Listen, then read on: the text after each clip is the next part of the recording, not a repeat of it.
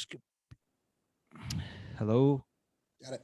welcome to my podcast. I'm your host, Larry Liu, and today I'm joined by Scott Moskowitz. He's a recent graduate at Princeton University with a PhD in sociology, and he has written a work about the emergence of the Chinese middle class. So, welcome, Scott, to the podcast. Hey, Larry. Thanks for having me. Great to be here. Well, yeah. So, yeah, we'll just have an sort of like open-ended conversation. But Sure. I always start with like biographic details. So because um you previously grew up in the Boston area in Massachusetts, correct? Yeah. I'm from the suburbs right outside Boston, a town called Needham. Pretty nice town, pretty nondescript like every other suburb. Boston's a lovely area, but I haven't lived there since I was 18. Yeah. And yeah, in your dissertation, I mean, there's like just a very brief glimpse into your past life because you had went kayaking in Chongqing, but you also had experience in a Yeah. like Right. Jewish day Oh, I camp think I think also. I was comparing it. In my dissertation, it's this joke about how foreigners are presumed to be experts in things. But of course, the expertise is not really the expertise that they care about. What they want is your expertise in essentially foreignness because it represents wealth and development, and they want you to come and sort of relay it to them. And so I'm hired, or not really hired, more the story is tricked by my friend Lulu into teaching kayaking at a class where sort of middle class and aspiring, well-off urban people in this Western city called Chongqing are paying her quote unquote adventure travel company to learn to do these very adventurous things. And when she told me adventure travel, she invited me to come kayaking. She called it whitewater kayaking, and I maybe shouldn't use the term whitewater, but she definitely talked about it in very adventurous terms. But for her respond, but when I hear adventure, I think, I don't want to essentialize and say my vision of adventure is correct. When I hear adventure, I think naturally probably what you would think when you hear adventure, sort of X Games type stuff, going down chutes. And there's a member of her staff who was a really high international level kayaker. And he talked about, training at Olympic training centers. And I was a little nervous that I wasn't going to be up to the level. And then when I get out there, it turns out she hasn't invited me for the day. She's invited me as instructor, which she claims she's told me. Maybe she did, but I don't really think she did. I think she kind of soft pedaled it. And she'd really been bragging to all of her clients that she was going to have this Western Princeton educated PhD coming to teach kayaking, which is such a weird thing because how does having a PhD qualify me as a kayak instructor? And of course, the kayaking was not adventurous at all. It was in a man-made lake near what would eventually be a luxury villa development in the suburbs of Chongqing. None of it was built. Most of it, as I wandered through, was actually sort of a real estate showroom. And I showed up and she's like, yeah, well, you got to teach them about kayaking. I don't know anything about kayaking. She's like, no, of course, like it's kayaking. What's so hard? You paddle left, you paddle right. What's to know? And it's like, well, if there's nothing to know, then why do they want to learn from me? And she's like, because that's like part of the deal is learning from a foreign expert. And foreign expert is this title you'll hear thrown around in China very strangely. And it really just means foreigner because there's this presumed expertise of foreign knowledge, which of course there isn't.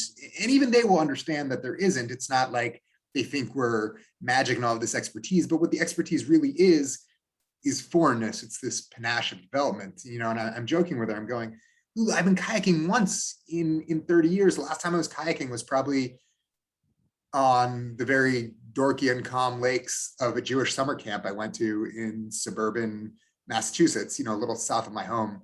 This place called Camp Avoda, which was just this like very normal sort of Jewish summer camp I went to, where we maybe kayaked like 3 times, And she was like, oh, okay, don't worry about it. Coach Guo over there, maybe it was Coach Liang, he was an Olympic alternate. He was a provincial champion. See, provincial champion, the province is the size of Belgium and I think has twice the population. So that's quite an achievement. If he was this Olympic international level kayaker, why would they ever want to learn from me? And she's like, because he's like a peasant, he's not special to them. If anyone gets in trouble, he'll help out, but like they're really here to learn from you, which is so strange. But I think that's how we got into this story.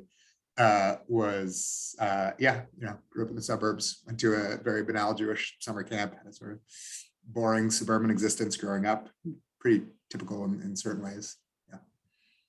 Right. I mean, so there's a lot to unpack here about the social stratification in the China, but before we go into that, I mean, so you uh went to various summer camps, and also you went to school Sure. in the Boston area.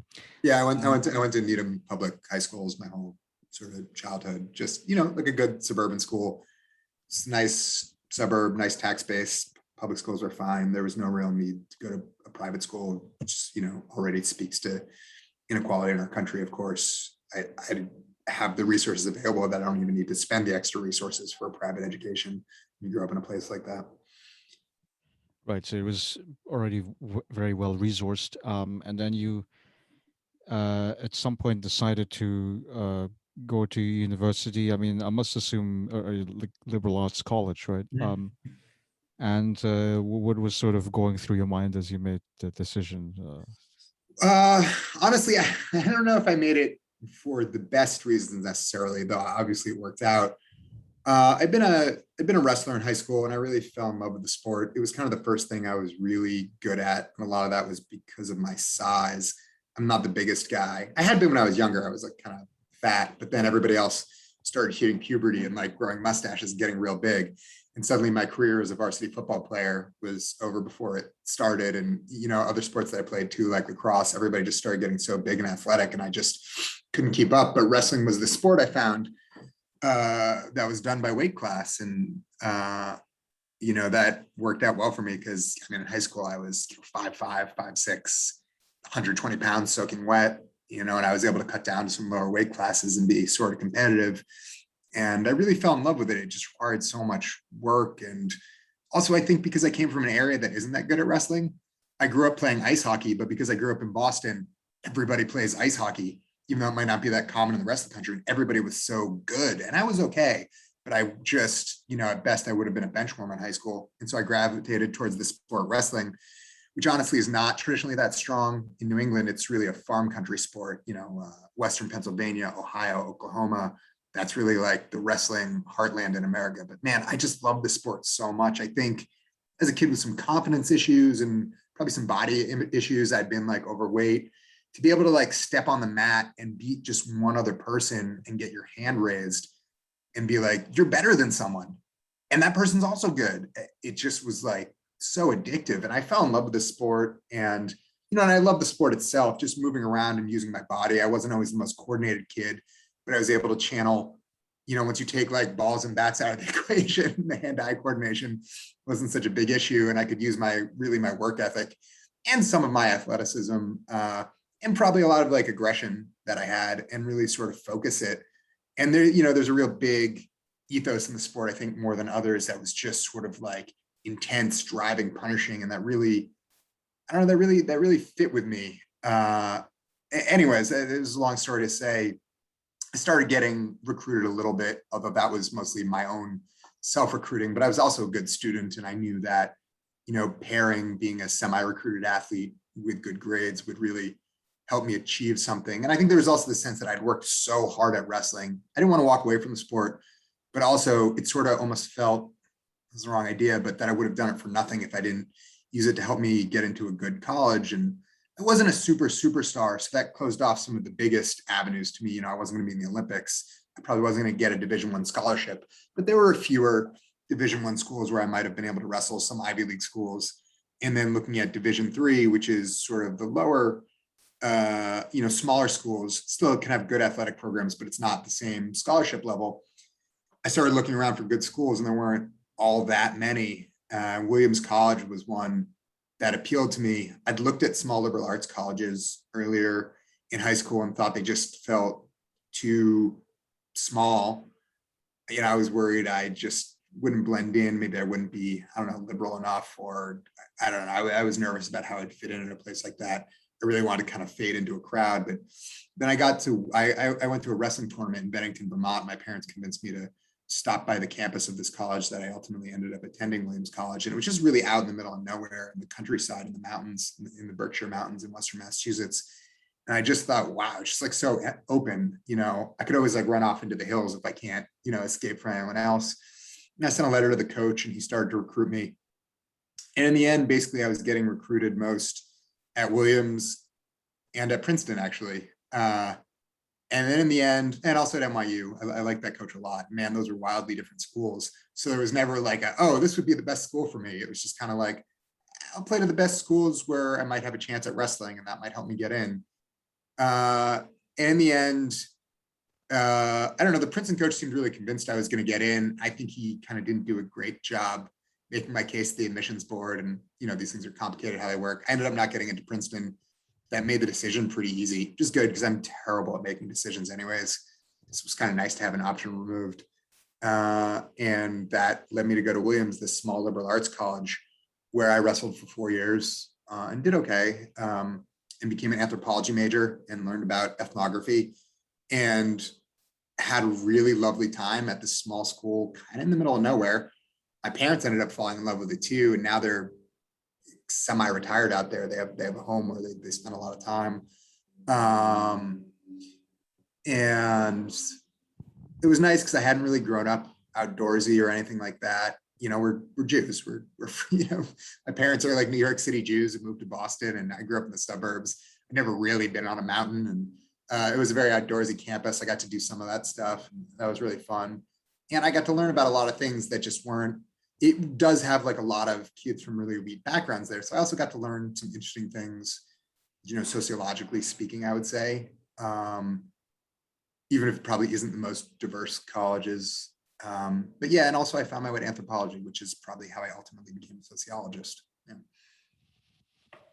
Yeah, so it's really wrestling. So it was your interest in the sports, and as you say, it gives you, you could say, mental, um, release perhaps from ordinary life. It gives you a sense of accomplishment. Yeah. You know, Certainly as a kid who struggled with confidence, and yeah, definitely. yeah. I mean, I see that a lot where sports is sort of one of the areas that where young kids could sort of start doing it, and they feel the strength to Yeah, I think sports are a big develop. part of, I guess psychologists call it actualization, right?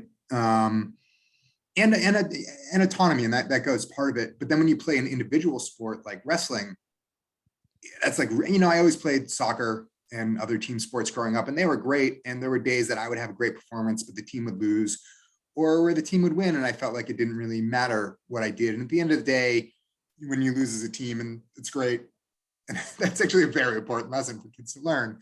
But I don't know the difference when you get to a sport like wrestling, and especially it's very technical, but it's easy to, sort of primordialize it, like turn it into this epic battle between men, like two, half naked men wrestling on a Greek vase. It's this eternal sport.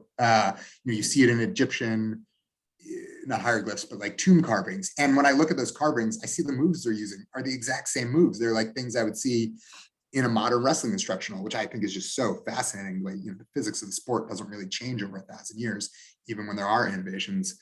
But I think there's really something about stepping on a mat. It's like proto combat. It's probably what our ancestors would have felt like. You win a victory, and there's no one who can say, oh, you won because of your team or even because of your coach. They play a huge part in that.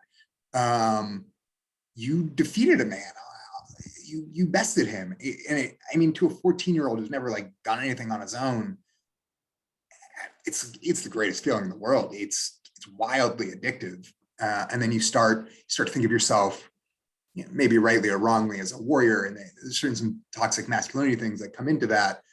But talk about a confidence boost when you're sort of going through the halls of, middle school and high school, being like, oh my God, I hope no one makes eye contact with me or tries to beat me up, or tells me I look fat or tells me I'm a loser. And it's like, I'm not a loser. I'm literally a winner. I just beat someone in a physical contest. You couldn't have done that, Mr. Cool Kid. I could probably beat you right now because you were too cool to put on a wrestling singlet because you looked me in the eye and told me it was gay. It's fine. But, And also, I I mean, don't know, there's something about that. Yeah. if you think about like the ingredients for success, i.e., a victory, I mean, it's essentially grit, right? So you Yeah. put in, very long hours. I mean, as you might know, like um, Malcolm Gladwell talks about like 10,000 10,000 hour hours. rule, Yeah. right? Where you spend so much time just perfecting a skill, and then you get to execute it against somebody else who also spent a lot of time preparing. But then when you win, it just means that, hey, you there was something that you did in your prep work which was better than the competitor, right? Yeah. And yeah, I think that's the key. I mean, for me, like my addiction device is soccer because I grew up in Europe and Yeah. Austria, and yeah, there's something about, yeah, this idea of like we're all focused on one thing, which is getting the ball into the Yeah. opposite net, and you have to be like really concentrated, really focused, and it's like really tiring. Um, Yeah. but when I'm done with the game, I always say, like physical energy is low because you were just running for 2 hours, but then the mental energy is so high, Yeah. right? It's almost like every time like I leave the field and I'm like, next week I'm gonna come back for sure, right? It's like You feel so good. It's hard to get yourself some. I mean, I also think it's this time, especially when we do something like we do, which is so intellectual, so much sitting and so much agonizing, and so literally what we do. I mean, it's the definition of anxious, right? We actually agonize over whether things are true or not. I mean, that's quintessential anxiety. Do I know? How do I know? No wonder so many academics are nervous wrecks because all we do is reckon with truth, and that can be so undercutting to your confidence. But when you're on a mat or on a sports pitch, there's only one truth, and there's not. I mean, there's still decision trees and things that you have to choose to go left or right, but a lot of that happens at a more visceral level, at the sort of fast thinking level, as Kahneman would say, right? But you also get to shut that part of your brain off. And it's sort of like the same way the body can't live without sleep, without this reset. I think it's like a kind of waking sleep that refreshes you because you get to turn off those processes that, people, everyone, but also especially people like you and I, not just in our personal lives. Oh my God, is this the right decision? Is this the wrong decision? But in our professional lives, especially, everything we do is measure the rightness or wrongness of truth, of data, of validity, of decisions. And you can end up in such an echo chamber that you feel like you're going crazy, but there's such a singularity of purpose and a lack of option and choice. And then you're forced to meet that in this agentic manner. I take him down or he takes me down. I defeat him and pin his back to the mat, or he does it to me. Essentially do that. I win or I lose. I win or I die.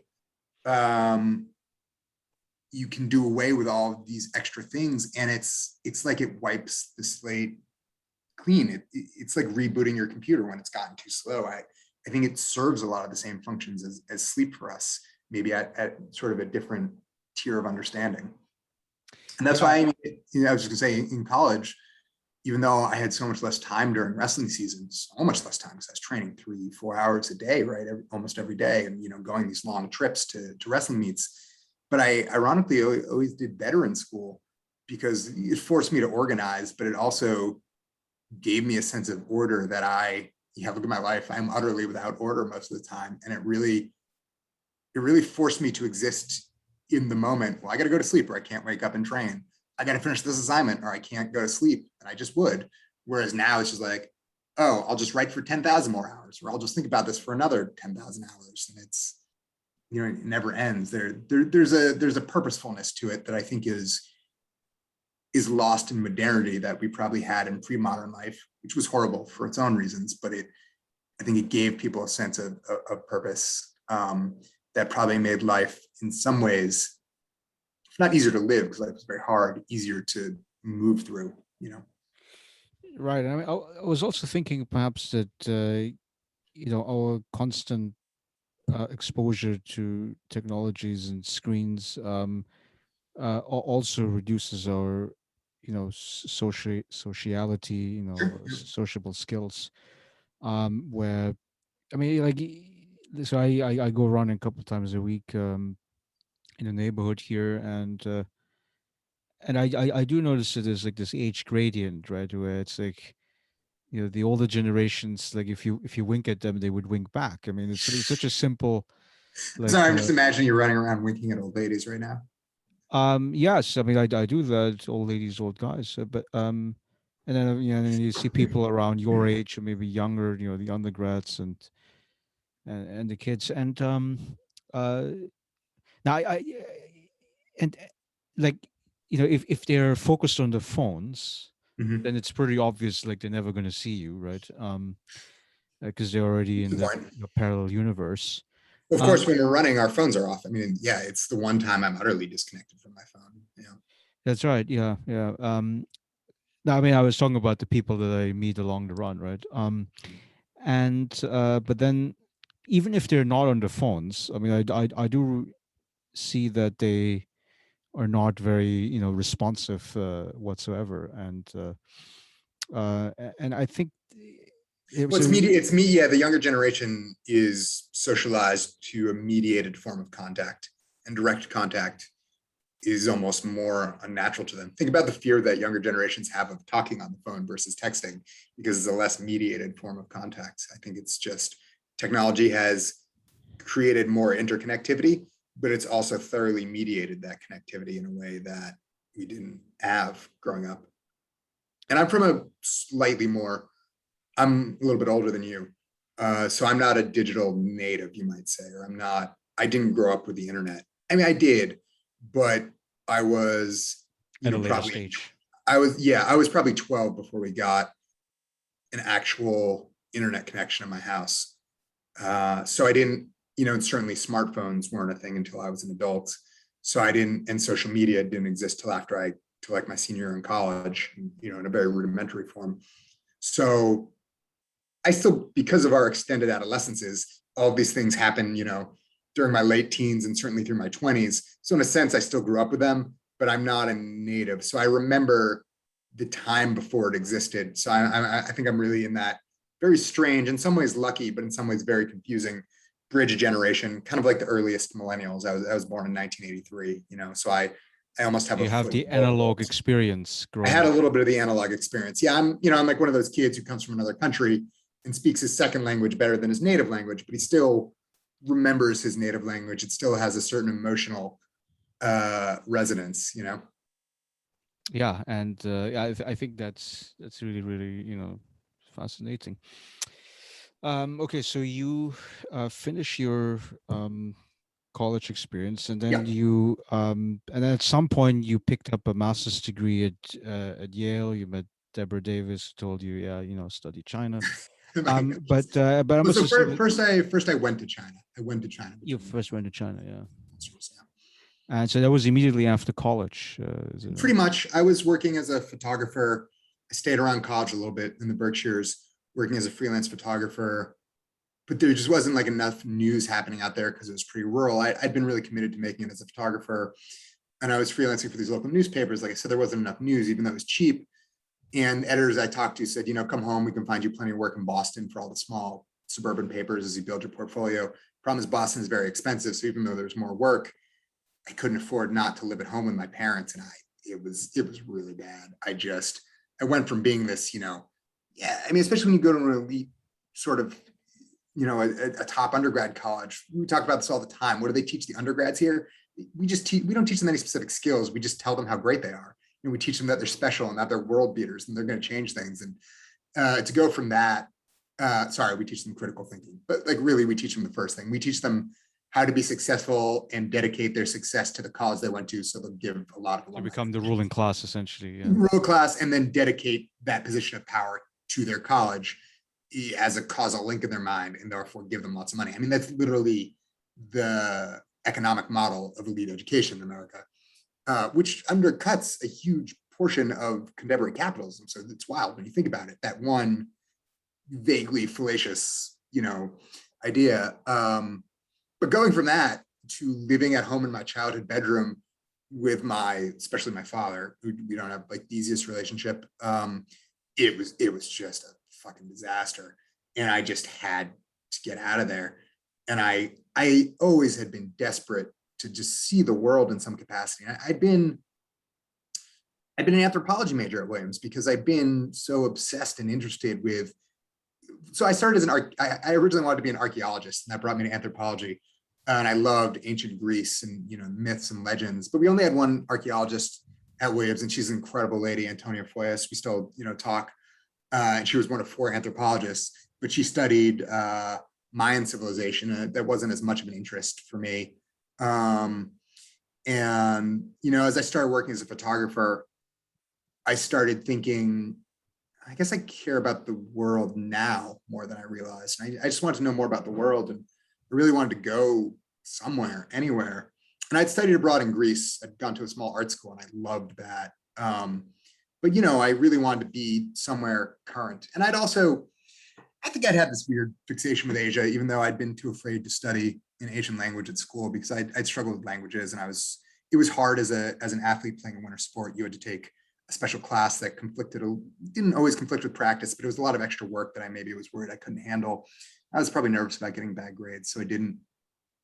I became very obsessed with Thailand as I started thinking about my life after wrestling, and MMA was starting to become a thing, and I started thinking about different martial arts, and I was just obsessed with Muay Thai boxing, even though I never really practiced it.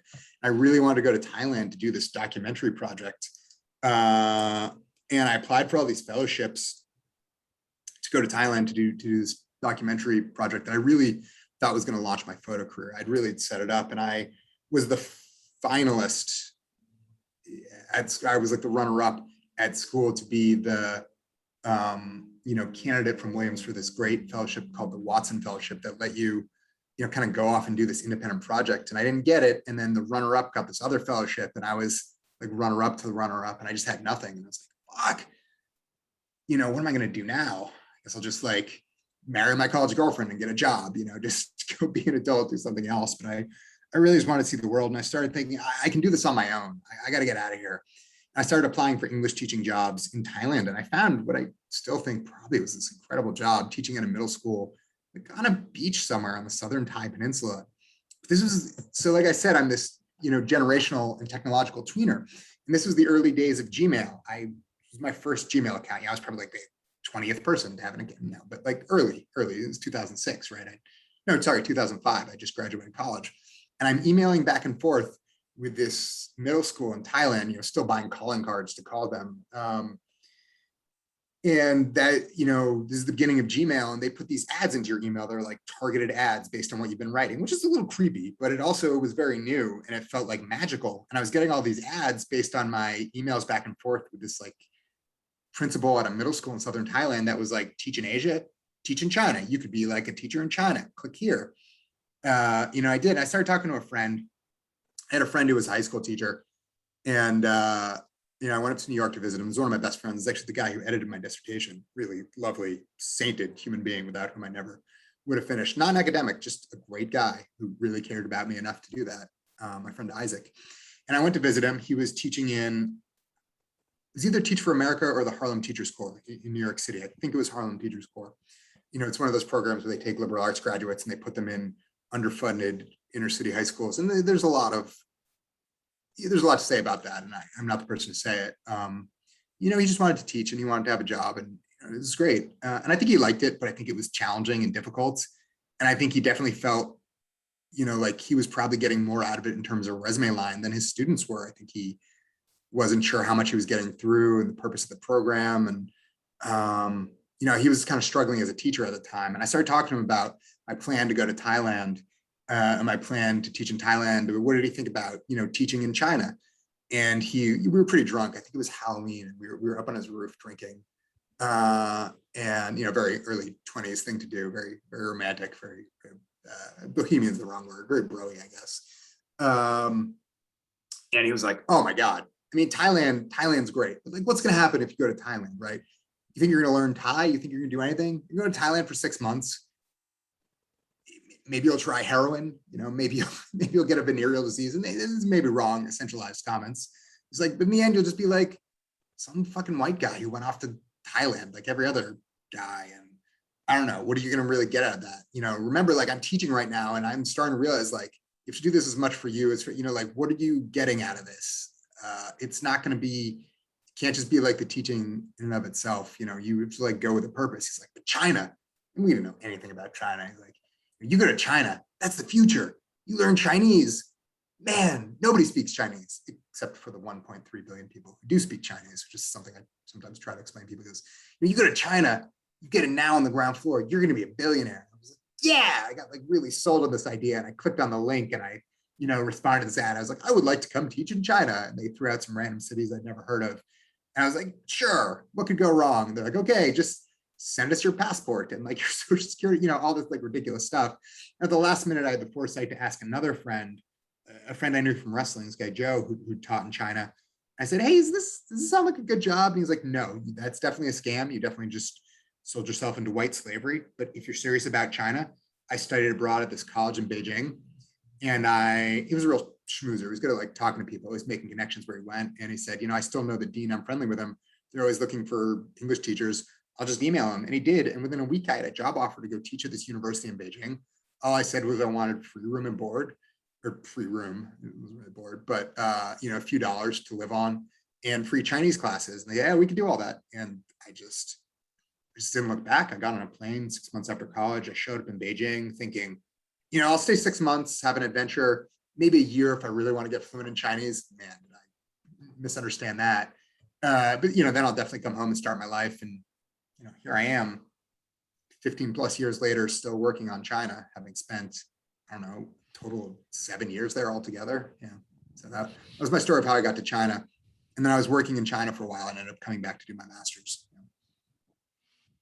I see. And so in your early days in China, in Beijing, was there any salient experience? I mean, did you So continue many. on photographic work? I mean, and Yeah, I did. I started out working as a photographer and doing a lot of work that I loved. But I quickly learned that, there are a lot of really talented Chinese photographers out there. And there are all these labor discrepancies where basically they tend to pay, local people less. And also there were so many, Chinese photographers can easily work for foreign newspapers because language of, the image is pretty universal. As long as they understand the assignment, there's nothing making, keeping a Chinese photographer from taking a less cogent image than, a foreign photographer.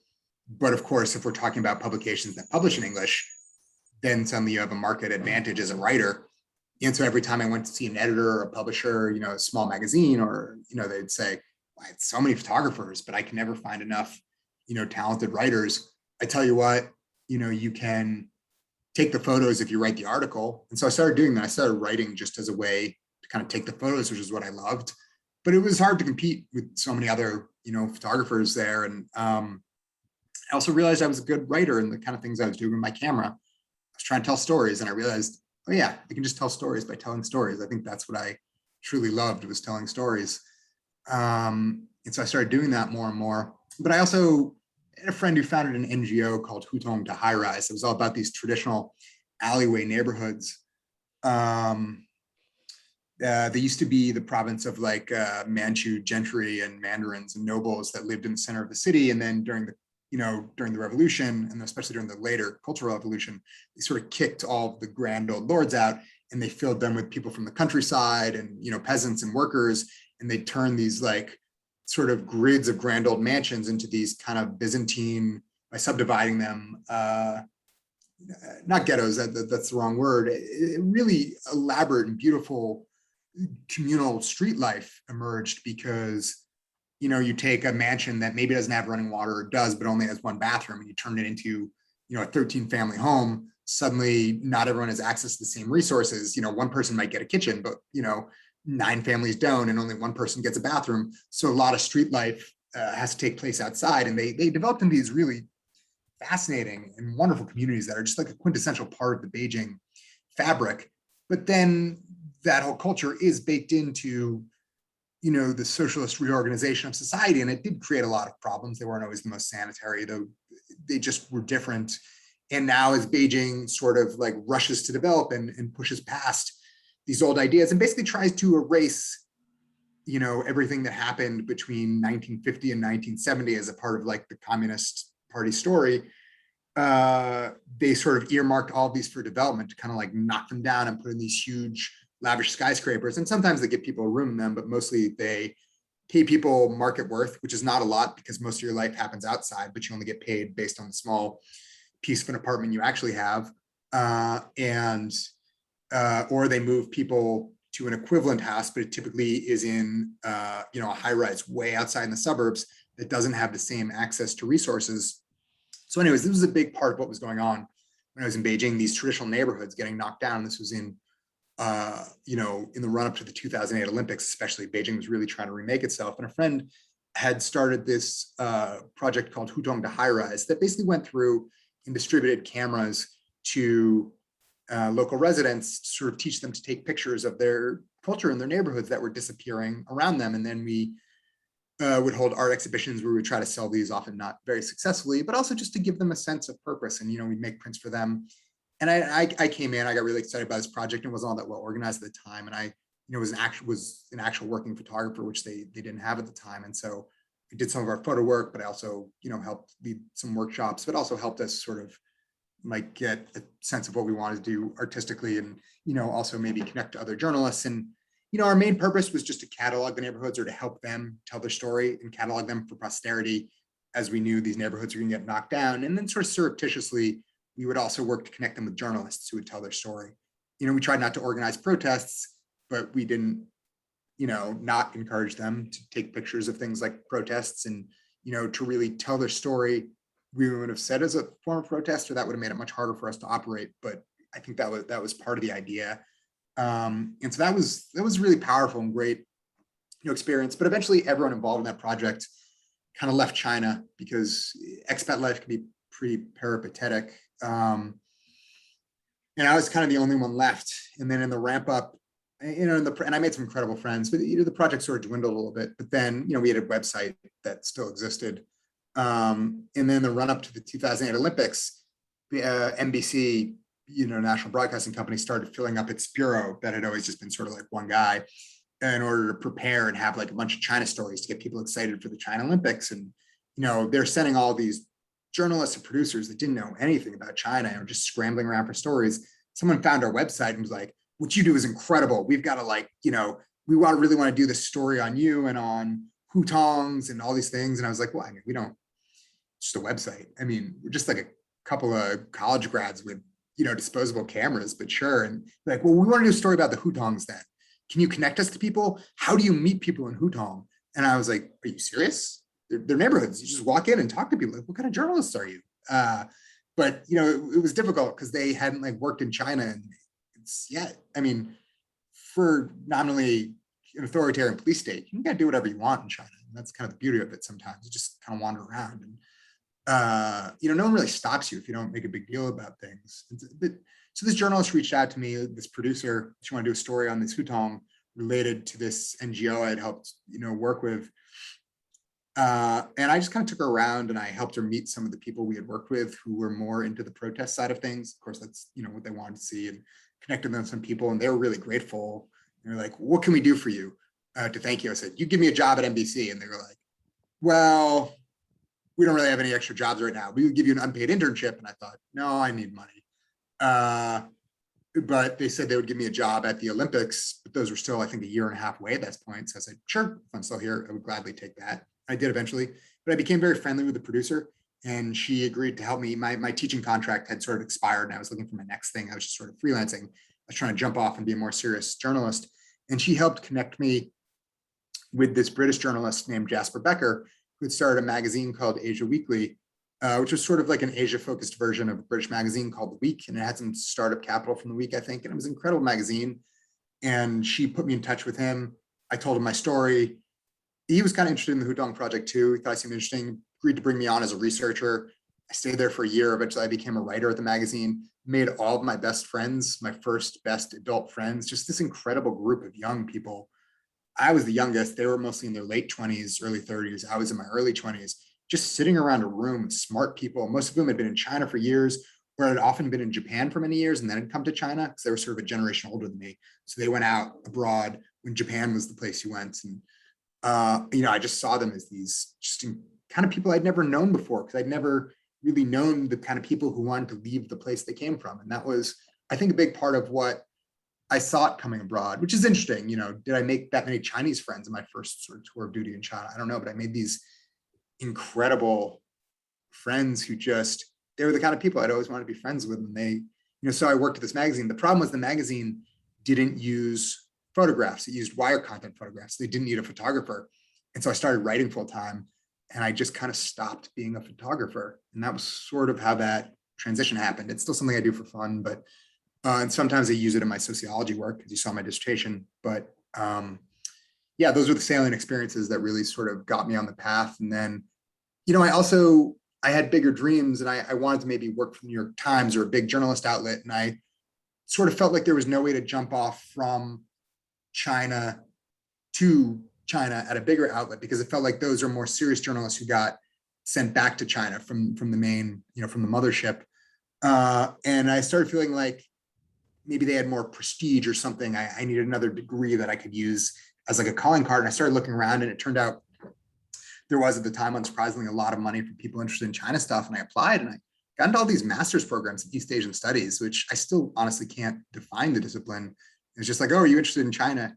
Here's some money. And Yale gave me a full ride and a fellowship to do a master's degree. That sounds incredible. And I get to, have a degree from Yale, and it's free, and I get to keep studying China. It was only 1 year. I wish I'd had longer, but it was a great exit plan from China, because it was a way to get out after working at, the Olympics for NBC for, a month or two. And I just really felt like I was on the top of the world then. And it was a chance to do basically college over again, but with a sense of what I was actually interested in studying, because it was a pretty free-form master's. It was almost like another liberal arts degree, but I just got to only study things about Asia, knowing what my professional interests were: Asia and journalism, the intersections with media.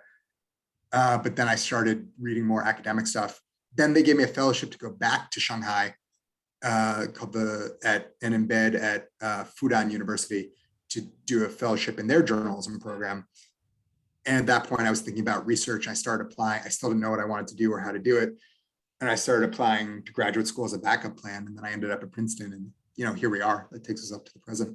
Yeah. Yeah. And it was in that, transition moment into graduate studies that, that you discovered your grand passion, you could say, which is really to understand the concept of middle class. And what is the middle class? I mean, I just I put think down that, I think that came later, but yeah, it evolved over time. Yeah. I just have a few notes here. I mean, it's about, you know you could classify somebody as being in the middle class, based on income and assets. So that's like the Sure. sort of economic surveys. Behavior, or what would you call it, habitus, right? Practice, yeah. Um, and and then the third would be consumption, and you seem to be focusing on the element of consumption in the middle Yeah, class. well, I And think I think it's the one that gets missed the most. Well, I think habitus as much. I think just consumption as an avenue of habitus, because I mean, consumption can be measured quantitatively as well. Although I make a distinction that a lot of consumption that happens is symbolic, and I think there's just this natural thing that quantitative scholars, but especially economists, miss, where one, they assume everything comes down to money. Of course, economists typically, and two, just all positivists assume everything comes down to numbers, but not everything can be neatly measured in numbers. And more than that, I think because I came from a journalism and an anthropology background, I've just always been more interested in process than product. Like I said, I like telling stories. And I think stories are an important form of data. Narrative is an important form of data that we often miss. And maybe I'm still more of an anthropologist at heart. I think everyone in sociology said, wow, you wrote such a weird dissertation. I think if you sent it to an anthropologist, they might say, well, it's pretty boring, pretty standard dissertation, you know? Yeah, you got drunk with your interlocutors. I mean, we do that a lot, you know? I think we have this obsession with measurement in sociology. And I think a lot of that comes from an insecurity complex, this desire to be taken seriously as a hard science. But because of that, we erect these boundaries that don't just close off our discipline to, you know, other approaches in order to protect ourselves. We also close ourselves off to other valid forms of knowledge. And I think one of the problems that arise, especially when you measure something like class, we end up ultimately taking this very Western and developed perspective on class. It just is this thing that is, this is the middle class. It always has been, like lower class, middle class, upper class, and the people can move through the classes, but the classes themselves do not change. They are permanent and eternal. It's just it's a space, it's a container for data that can flow in and out. Its size can change, but it's always in the same position. It always has the same scope, and we just make these assumptions.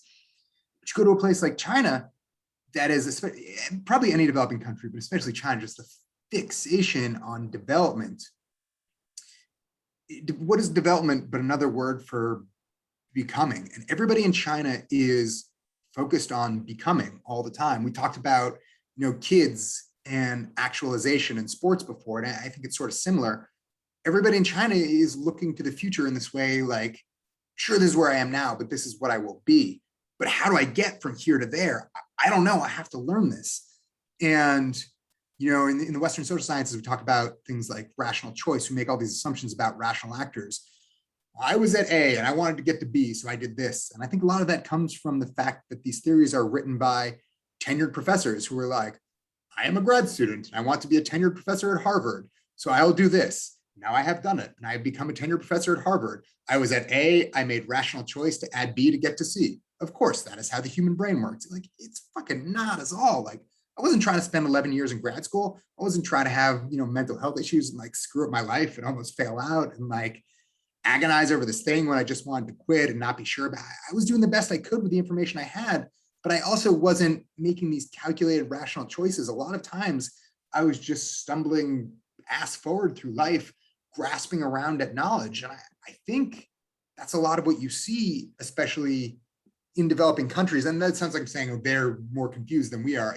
That's not what I'm saying. It's more about the paradigm and how they, because as someone in the West, how do you become middle class? Well, you get a good job, but there's always a sense of what the middle class is. When I talk to people in China, you get the sense that like, oh, it's really important that China has a middle class. We need to do that to prove that we're a developed country. Okay, well, what does it mean to be middle class?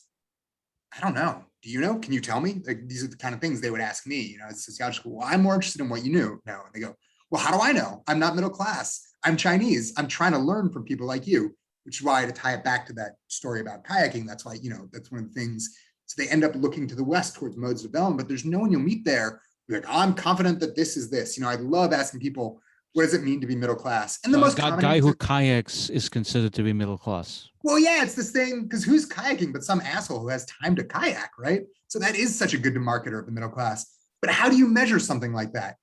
Okay, you can count leisure experiences. It's about consumption, but you know, measure the number of kayaks bought or the number of, like, you know, these weren't people who came to learn kayaking because they were interested in kayaking. They were interested, as one of my informants said, in having been kayaking. Not because they wanted to keep doing it or just because it seemed like a thing, but also because they didn't know what it was. But it was this thing they didn't know what it was that vaguely related to this project of Western middle classness. I have a sense that Western people do this on weekends. Maybe it's brunch. Maybe I don't know what that means. Maybe it's kayaking. So I'm going to go do it so I can have done it like one of them. And there will be an experiential learning component where I essentially embody their life and I realize it and imagine it. How do you measure that in numbers? You could drill down to like these companies that do leisure pursuit things and spending on things like tents, but it's so amorphous to one, to like block that out from general consumption. I mean, especially with numbers in China, but two, the fact that, you know, maybe there's a guy who was just walking by who didn't even buy a ticket, you know, I mean, and There's aren't numbers for these things, but what you get is experience and process and talking to people. And you can't put that in a spreadsheet. That is data that is just lost on quantitative assumptions. And it drives me, but more than that, it's not just data. This is my like real big bone to pick. It's about process. It's about narrative. Middle class is about trying to become middle class. It's a story that you tell yourself. It's like, I yeah, am middle class because I do XYZ. right. But it's a story that's unfolding in real time. And if you can't be there in real time to see it unfold or to have a concept of how that unfolds, I think you really miss an important thing, even if you're using this totally cynically, like a marketer trying to sell, I don't know, more kayaks or more, whatever, to Chinese people, or more, climbing spikes or whatever. You're just not going to get this in a McKinsey report about, how many apartments were bought last year or how many cars were sold, or it's something that's so lost because it's based on presumptions about class, and income is a part of it. You can't have consumption without income, and consumption is a part of it, but consumption isn't all of it, right?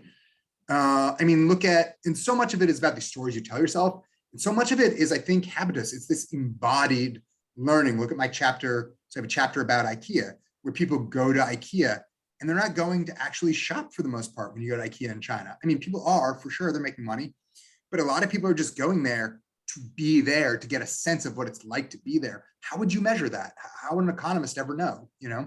I talk to these people, go to IKEA and you'll see these people sleeping or their kids playing. And I'll talk to them and go, why did you come today? Are you shopping? Yeah, I'm guangguangjie. Like I'm walking the street. I'm looking around, right?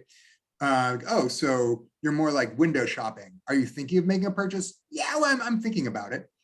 Well, are you thinking of making it in the next 6 months or the next year? And these are the kind of questions, like, maybe for economic data you would need to ask. But as these interviews unfold, they go, well, actually, I'm probably not going to make a purchase.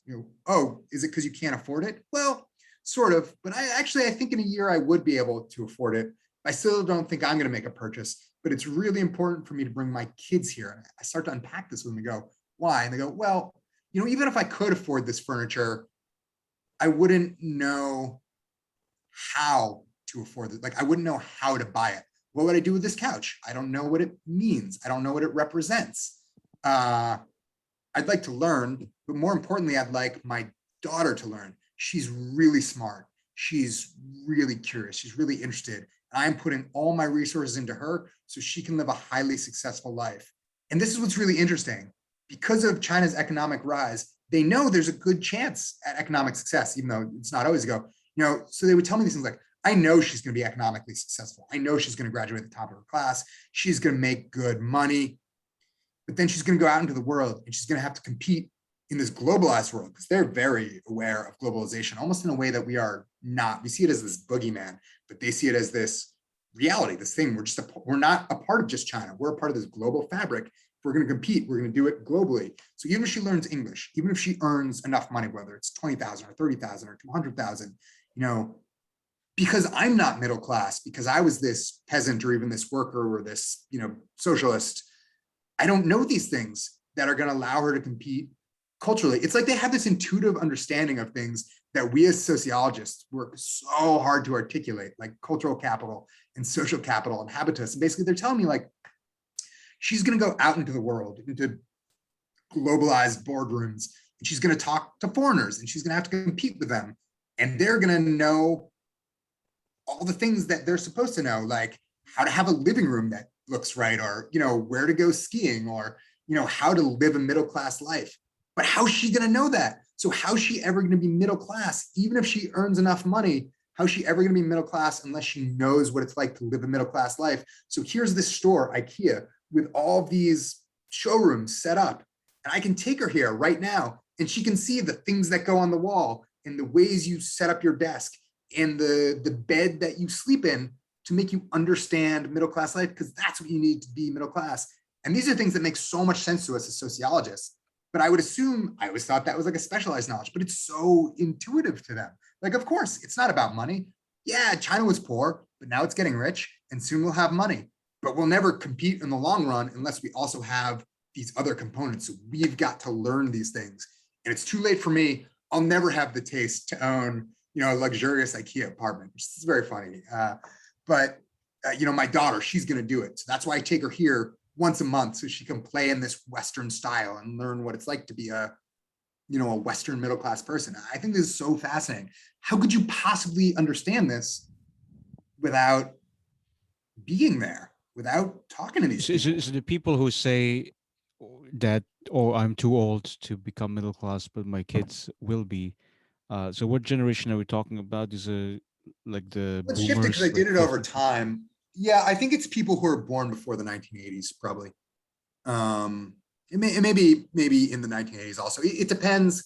It shifts. People in more Western focused cities. I mean, people I meet in Shanghai always have prided themselves on being very Western looking. Sometimes it skips a generation. You go back to the grandparents and they'll go, oh, I remember Shanghai before socialism, and I was drinking, because the young people always, they're worried that we're not taking them seriously as these global citizens go. You probably think Chinese people ride around on bicycles and mouse suits drinking tea, but actually I go to Starbucks every morning. They're always very proud to tell me how much coffee they drink. It's like a mark of development. I go, it's great. I really like tea. I don't know. But then I'll meet, like my parents, they drink tea, but I drink coffee. That's always such a point that comes up over and over again. But then I'll meet these really old people who are alive in Shanghai's kind of cosmopolitan heyday. And they're like, I was drinking coffee in the 20s, because they'll have this so sometimes it skips a generation that way. But because of that, you have certain cities that were always more prided themselves on their sort of cosmopolitan Western outlook. So the timelines also change. But and as you move further west, like when I went to Chongqing, I did all this in I was living in Beijing until 2008 and Shanghai until 2010. And in some ways they had developed already, when I came back to do my field work. And so I went out west to Chongqing because the process was sort of repeating itself. And I hate to say it's so linear, but they do. China's a very macrocosmic place. The provinces mimic the cities and so on and so forth. Chongqing used to be part of this broader Sichuan province To until be it a was part of taken Sichuan over. province. And I believe the story is it was supposed to be being developed as sort of like the Chicago of the West, like the West's second city. But the problem is because of the way that Chinese politics work, it is this, again, this sort of tiered corporate structure where, you have the central level and then you have the national level and then you have the provincial level. And then it flows down to the major cities and the counties and the towns from those regions. Everybody works underneath everyone else. But in Sichuan, you have Chengdu, which is a lovely city, but it's the provincial capital. And so when the central government wanted Chongqing developed as a rival city because of the structure of the government, all of the money had to flow through Chengdu because that was, how the structures work. But all the bureaucrats in Chengdu, their patronage networks are all in Chengdu. And so it was very hard to convince them to actually then release the money and, not skim it off the top and, things like that. And so they just literally could not defeat sort of the bureaucratic entrenchment and probably the corruption of the provincial system. I'm sure there were other reasons. That's one of the stories I've heard. And so they ended up deciding to spin Chongqing off as its own, I wouldn't call it a micro province because it's actually quite enormous, but it's a provincial level city. You have four of those. You have Beijing, Shanghai, more. So Beijing, Shanghai, I think Tianjin now, Shenzhen, Shenzhen. Yeah. and Chongqing. So they have kind of like the political level of a province, but they're city size, except it's China, so they're still fucking enormous. I think Chongqing had 25 million people the last time I checked, something like that. Yeah. And you So can drive for days and still be in it, even though but it's still small. But it gets, it's not just urban. It has quite a lot of rural areas and satellite cities that are part of.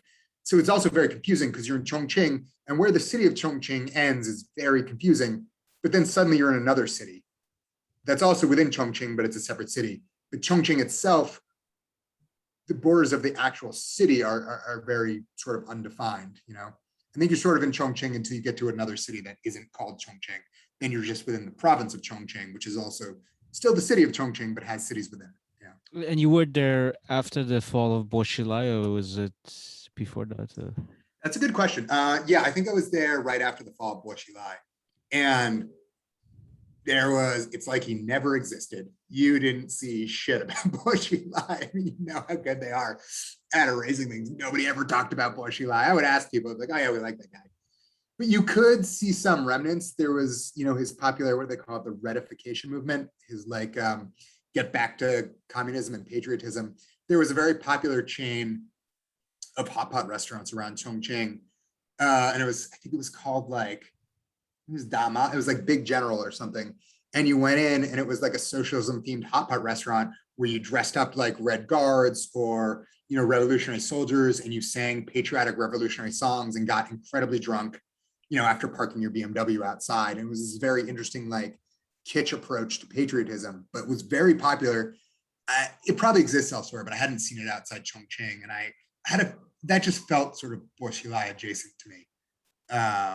Yeah. Right. I mean, so the people try to sort of deny or his rule or forget his existence, but he was fairly Influential. influential. I mean, at least like he was jockeying for. Yeah, and I think he's part of what made Chongqing so successful, because he really stepped out. He was bold. He really tried to build his career in front of the scenes and to rely on a power base. In order to rely on a power base, you have to create one. And so I think he was pretty influential in that move I talked about of splitting Chongqing off. But then because Chongqing was so small and it was so new, you didn't have an entrenched bureaucracy there. So, he really created a modern fiefdom. It was like if New York City suddenly became its own state. I mean, people in New York City are obviously already incredibly powerful, but then suddenly, like, you think about how powerful they would be now at a national level. And that's sort of, I think he played a pretty integral role in that. And so that became this, like, one, it encapsulated him because there were no other provinces. You're sort of isolated from other bureaucracies.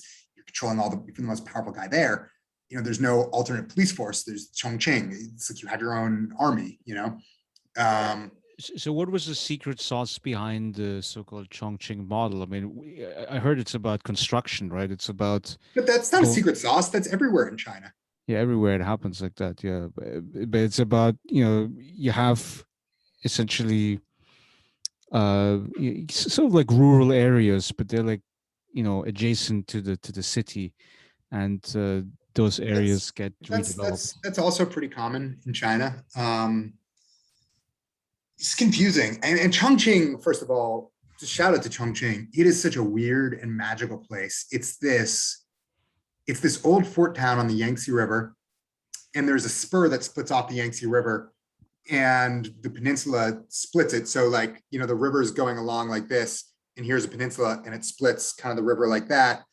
And so then there's Chongqing on the peninsula, Chongqing on one side, and Chongqing on the other. And this river splits, and then where the river splits, for some reason, something about the currents, one side of the river is clear, one side of the river is silty. So when you look over it from above, one river is blue and one river is brown, and it's really fascinating to look at. But then it's this old, gosh, what dynasty is it? I think, don't quote me on this. I have to go look back at the history. I think it's a Tang Dynasty fortress town originally, because you to get to Chongqing, you go down the Yangtze River through the famous Three Gorges dams. So it's already this place that's pretty easy to defend from above. It's not quite as imposing as it once was because they flooded the Three Gorges Dam. They flooded the Three Gorges. They dammed it with the Three Gorges Dam, just erasing so many thousands of years of history in one fell swoop. But Chongqing was this kind of like last stop by this peninsular outlook. And so it was built into this crazy topography. And so you had these kind of like tiered, linked up neighborhoods and villages that together formed a city that were like built into the side of the cliff.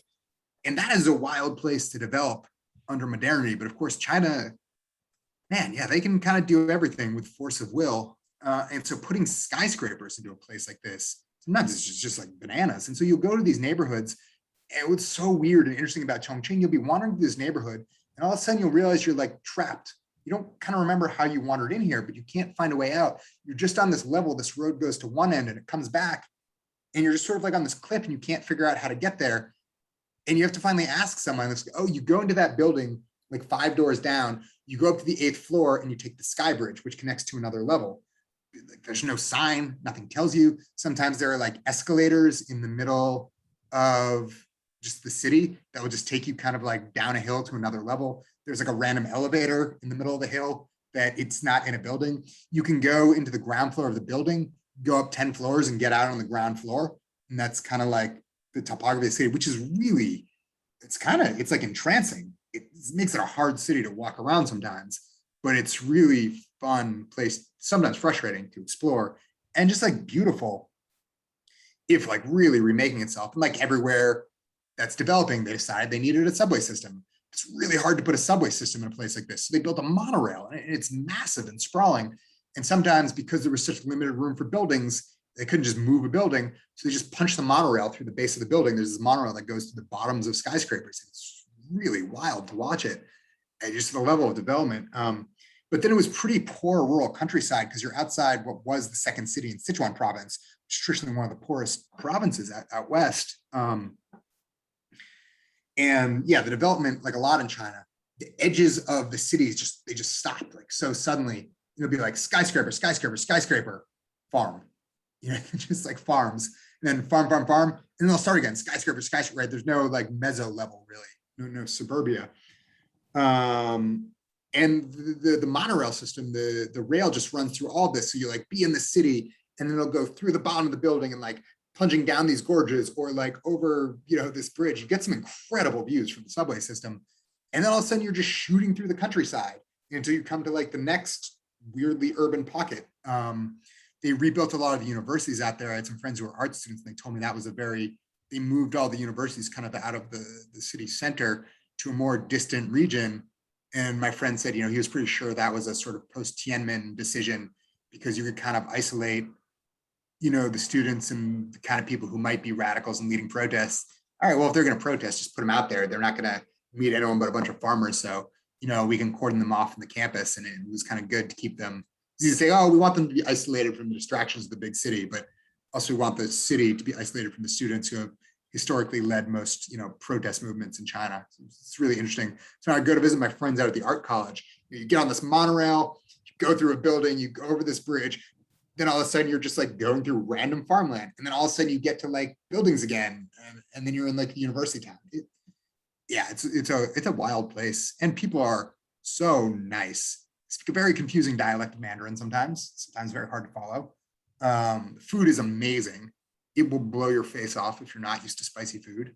I'd eaten a lot of hot pot in China, in Beijing, and I thought, I can eat spicy food, but I didn't realize I was eating the Beijing version, because I always thought, oh, I'm in China, I'm eating the authentic stuff. This is a really interesting point. We always think of, like stuff abroad as authentic, but we never think about how abroad is not abroad. It mimics its own stuff. So people in Beijing are just like we are. They, because China is this whole universe with Beijing at the center. And so to someone from Beijing who's never left Beijing, we might think of China as this monolith, but of course it's wildly different. Hundreds of dialects and really subcultures. And, to someone not from Sichuan actually eating hot pot, we might think of it all as Chinese food, but to them that's very novel and different. But of course, when they bring hot pot and Sichuanese food to Beijing, they Beijingify it. And to us, when we go to Beijing and we eat that, oh, I'm eating authentic Sichuanese food in China. This must be authentic, but it's actually been calibrated not to foreign tastes like we would get at home, but to Beijing tastes. And Beijing isn't a place that uses like really spicy food. So they, even though, most people in Beijing probably eat more spicy food than most people in America, the Sichuanese food, which is way spicier, has actually been calibrated to Beijing tastes, which is where I acclimatized to Chinese food. So I thought I was like really good with all these things. And I realized like Chongqing hot pot, when I'd always had in Beijing, it had been broth with a layer of hot oil on top. And I was like, I can handle it. You move it around, you get some broth, it cuts it. But when you go to Chongqing, it's just a bowl of incredibly fiery chili oil. And there's no let up. There's no reprieve. And it's just, and in Beijing, they add vinegar to everything. And that's a very northern affectation. They don't do that shit in Chongqing. It's just hot oil and it just destroys you. There's nothing but like a napkin to sort of like save you, sort of meandering.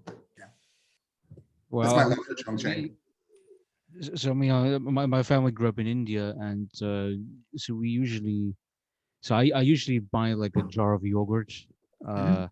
So Yeah, whenever I eat like with a chili spicy food, smart. always Not in have Chongqing. yogurt or sour cream or something like that. Yeah. Sour cream is a big thing in Russia and Eastern Europe, right? Yeah, it's certainly as an Eastern European Jew, I'm very familiar. Yeah. Yeah, Uh, but they wouldn't have any of that in Chongqing, right? no, and I remember actually being at a Carrefour in Chongqing, and I ran into these Russian girls, and they were like, "Where is the yogurt, foreigner? You can take me to the yogurt." so hot too. And I had just come from jiu-jitsu practice, so I was really disgusting. I was running a fight club out there, but I was like, I showed them the yogurt. They're like, no, but where's the real yogurt? Is there any yogurt that doesn't have like a ton of gross sugar added to it? And I was like, no, man, like it's China. Yogurt, if we're in Mongolia or like the one small part of China that does have like a native dairy culture, you might get some really good local yogurt. But you're not going to find that out here. It's this weird watery stuff that probably has a strange amount of sorbitol in it for some reason. You're not going to find this like thick, sour, acidic, wholesome yogurt. It's just like, they do drink yogurt on the street in Beijing. That actually is very popular, but it's this weird, very sweet, watery yogurt. It's not what they were looking for. And it's not, they were so upset.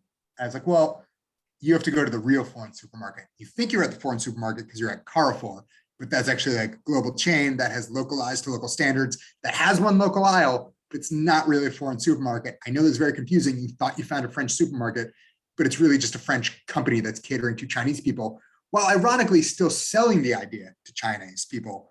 So the Chinese people see it sort of more as a foreign supermarket in some ways, but it's not. There are actual specific foreign supermarkets. You're breaking those things down, I do find really fascinating. Or maybe the interior design reminds them of a Oh, supermarket, right? absolutely. Yeah. I gave a talk on my IKEA work and someone asked me, if there was anything other than IKEA that came to mind as this thing representative of Western consumption in the same way that's like very performative, where people just go to play rather than to actually shop.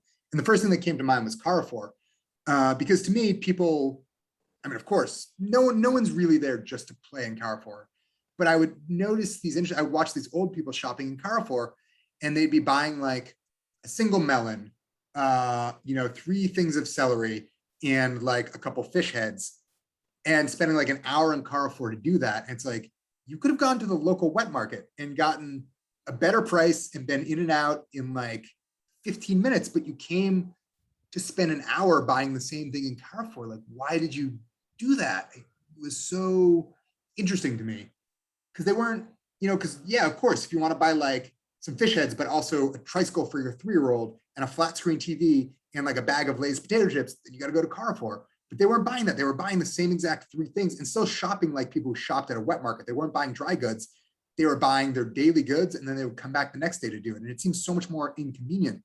But there's this appeal. You go there and you go to any supermarket, like in America, anywhere, and you have those like towers of produce, and they're big and they're impressive. Oh my God, the Carrefours in China, the mountains of apples will reach to the ceiling, or sausage. They love a good stack of sausage, which is like very strange, but I love the way it looks. They'll build these like ladders of sausage, just preserved. It's just so much meat, whole pigs, but like arrayed. It just screams opulence and abundance. And one thing that always, it might be an apocryphal story, but I remember hearing the story about, is it Yeltsin or maybe Gorbachev coming to America during Perestroika when things were thawing, and he goes to, is it Gorbachev? Maybe it was even before then, and he goes to a supermarket, I think in Dallas, with either Reagan or George Bush, and he sees the abundance that's on display at the supermarket. He goes, "Oh, of course you took us to like the one model Potemkin supermarket, the fancy thing that you're supposed to, show everybody. Yeah, this is very impressive, but we have like one great supermarket too." And he's like, "No, this is just an average supermarket in like suburban Houston or Dallas, wherever they were. I think it was Texas. This is just, we have hundreds of these, maybe even, thousands, certainly. This is just your basic regular supermarket. These are not rich people. These are very middle class and lower class people, but this is where they shop every day." And, I think that I'm saying it was Gorbachev, but I have to double check, supposedly, maybe it was Yeltsin, put his head into his hands and wept, knowing that he'd already kind of lost the Cold War, because they had that kind of abundance even for regular people. You just like couldn't compete with that. And things like that, true or not, they are very resonant in China, because the country is always worried about these kind of colored revolutions, or things where people lose faith in the project of the Communist Party. And a long time ago they realized, wait a minute, what if we just gave them the things instead of the ideas? It turns out blue jeans and rock, Tiananmen Square was as much about blue jeans and rock and roll as it was about democracy. Maybe we'll just give them blue jeans and rock and roll, and they can shut the fuck up, and we won't have to give them democracy. They're very like, and so I always get the sense when you go to places like Carrefour, that's very performative in this sense. Like, look at our tower of sausage, look at our tower of apples. it is enormous. There is so much wealth and abundance here. Why do you want to vote? Yeah. Right. So, well, this actually deserves more unpacking, right? I mean, so you write about um, this model of like consumption, specifically Western style Yeah. consumption, but without democracy. And you also write about, you referenced the treatment of the Uyghurs and the Tibetans. I mean, who sort of fall outside of the framework of, you could say, mainstream Chinese society and mainstream Chinese ideology, which is about, Development. Western consumerism and development. Um, and yeah, Which is so not to say they don't also want these things. It's not saying that they don't want development, but the idea that development isn't the to be all end all at all costs. And the other idea is that, most Han Chinese people, because they live in a Han dominated, culture, they remember the Cultural Revolution when basically they destroyed all of sort of traditional Chinese culture. And then they kind of walked it back, and people were probably pretty upset, but they decided to make this bargain that they would move forward from that. And now the Chinese government has become kind of the protector of traditional cultures, but minority cultures suffered even more, or if not even more, the loss was probably more disastrous for them in certain ways, because one, you knew the Han culture was always going to be in charge. And essentially, also there's a sense that, well, then the Han culture changed and became something else. But this was their, Tibetan monasteries were destroyed and lit on fire. And even when the Chinese government started walking back its hatred of traditional things, they never lost that suspicion of, traditional things that were sort of seen as other, as minority, because that was seen as fracturing. Whereas it became okay to be traditionally Chinese again, because that was seen as the dominant culture. And there can, in a country that's so obsessed with homogeneity and unification, there can only be one, and that becomes the default on things. So now it's okay to talk about Confucius as long as you do it right. And God, they love it. And, dress up in your traditional outfits and this and that, as long as you never talk about all that was really lost and destroyed. But, for Tibetans and Uyghurs and other groups, I think their entire culture and history was, they attempted genocide on them. And so probably they never gave up that suspicion, or they understood that like this new development was a new form of Han culture. Kind of like in the same way that, in the West, we talk about like white people fail to see whiteness. The dominant cultures see themselves not as a culture, but as a default. That is very much the case in China. And I think development gets sort of folded into that. It's essentially a cultural value that people don't acknowledge as a cultural value, and it forms a constituent part of the dominant, Han ethno-state. And so it's not that people in Tibet and Xinjiang don't also want things like to have a higher quality of life and a refrigerator and TV, and plenty of them do, in a car, but they don't want it as part of this monolithic culture that will replace what they have, and they're not given the choice. And of course, in mainstream Chinese society, there's not a lot of nuance, kind of like we have in, on the internet these days. You're either for this or you're against it. And so it's really hard to kind of accept some things and reject some things. And so they're seen as like rejecting it. And at the same time, you'll see all these like wacky things to prove that they're not in fact rejecting it. I searched and searched for my dissertation. I couldn't find this poster. I remember that went up around the time of the Olympics. They did this very triumphal torch relay that went all around the world, and Chinese people were shocked to learn that people were not always happy with Chinese people. And they like did not know how to process this piece of information, because it was very novel to them at the time, because they'd been so costed and protected, and they had no idea that people were upset about Tibet, because most people don't really understand, especially in China. And maybe we don't always understand it in the West as well. And so the Chinese government went on this really quick and like stumbling offensive to try and prove that, Tibet was a very happy place. And I was teaching at this university called Beijing Yuan Daxue, which is Beijing Language and Cultures University. It's in the university district in Beijing, and it's right next to, or pretty close to, all the other universities, including Beijing Minority and Cultures University, which is where you go if you want to study any of the minority languages like Tibetan or Uyghur. And I remember they had this exhibition that went up almost instantly, and it was just like, I can't remember the title, but it was something like Minorities Love Development Too. And there were just these pictures of like Tibetan women in traditional clothing, like holding open a refrigerator filled with yak meat, being like, look how much like Yan Yan's life has improved because of development. She's so happy because the communist state delivered her a refrigerator. She loves Mao Zedong, like just like ridiculous shit. And it went up like overnight. And it's like, well, yeah, she probably does love her refrigerator. That doesn't mean she hates the Dalai Lama. I mean, but the way it gets, and smiling, just like, like minorities everywhere, the happy singing, dancing minority has become such a trope there. There's a museum in Beijing. It's wild. It's called, it's more of a theme park. It's the ethnic minorities theme park. And it's right next to the Olympic Village, right next to the Bird's Nest. And it's a theme park dedicated to every one of the 56 Seishuminzu. They're like 56. I think there's 56 in total, including the Han. And it's devoted to every, in one way it's called minority theme park, but it's dedicated to every ethnic group in China other than the Han, as if they're this thing to be like put on display and clapped for. And they have to wear their traditional, and like when they hold the, what's the lower tier of Congress? It's the, because you have, neither of them have any power, but there's, People's I'm losing my names for things, but it's like there's like the People's Political Consultative Conference, and then there's like the lower house, which is more like a thing that has, it's thousands of people, and it has like celebrities and sports stars, and it's more supposed to represent people from all walks of life. And when the minority representatives come, they're supposed to come in like traditional dress to show their representative. But of course, all the Han people come in like business suits. They don't wear like, traditional dress or anything. It's so strange and weird. Yeah. Yeah. So I found this very insightful quote inside of your dissertation. So you write that, China's nominally Marxist country that reject Marx but retained him as a god. And I think and of course, reject him as a prophet, but retain him as a god, right? Reject him as a prophet, retain him as a god.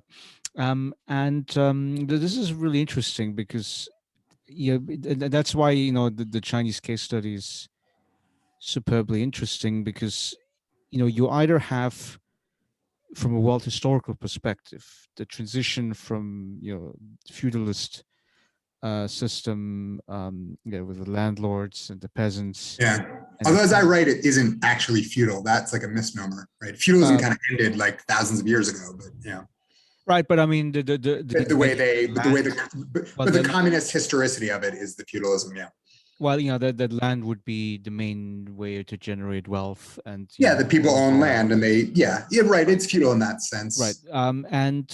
Capitalist, and right. So in classical Western countries, it would go from feudalism to capitalism, and then, for the. Would it? How accurate is that narrative, that meta narrative of history? Actually, it's just like it's a grand narrative that Marx made up. But I think it works though. I think it's a good narrative. Dialectical model. I think it works really. Could use nuance, but it happened differently in different places. A little bit. You can add the nuance for sure. Yeah, but I think it's still useful to have templates, right? Yes. Yeah. Oh, the Chinese would definitely agree. Yeah. I love the templates. And then you have the countries that go from feudalism to socialism, and of course the major example was the Soviet Union, and then much later you have countries like Cuba and China, North Korea, etc. Now you could say, like the Fukuyama thesis of, okay, this is the end of history, and then all of a sudden, maybe we missed that one. Everybody becomes capitalist and liberal, etc. And but China is so somewhat unique here, because sort of violating this Fukuyama Hegelian optimism, which is that on the one hand we keep sort of the language of Marxism, and then on the other hand we want to have some capitalism, but then also we don't want this democracy and this liberalism shit. So it's a very complex country, right? And it's very easy to be reductivist about it, and it's just, you can't.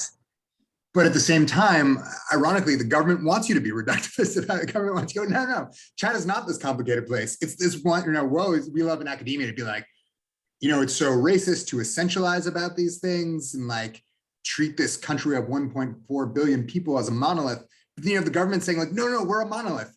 People in Beijing are the same as people in Shanghai, are the same as people in Tibet. They all want the exact same thing and they all believe it. And so it becomes, that's why I think it's especially hard to unpack, because you have to unpack the reality along with the reality that's predicated on the false narrative that sort of becomes a reality because it's used enough. And that's something where sociology really struggles. And that's, maybe why my dissertation took me 11 years trying to unsort these things. You end up doing like linguistic work and things that we're really afraid of as sociologists. And I think I'm starting to understand why we're afraid, because it's impossible. It's just, you have to acknowledge that we can't find a clear solution. But I don't think that's an excuse to not acknowledge that the complexity, like the real complexity of it. It's so very confusing. I mean, I think, I went in there like, oh, I'll stay for 6 months, back in 2005, a year if I really want to stand the place. And here I am 16 years later, still trying to figure out what the fuck is going on in China and realizing that every time I even come close to figuring it out, it's still completely changed. And that's my career.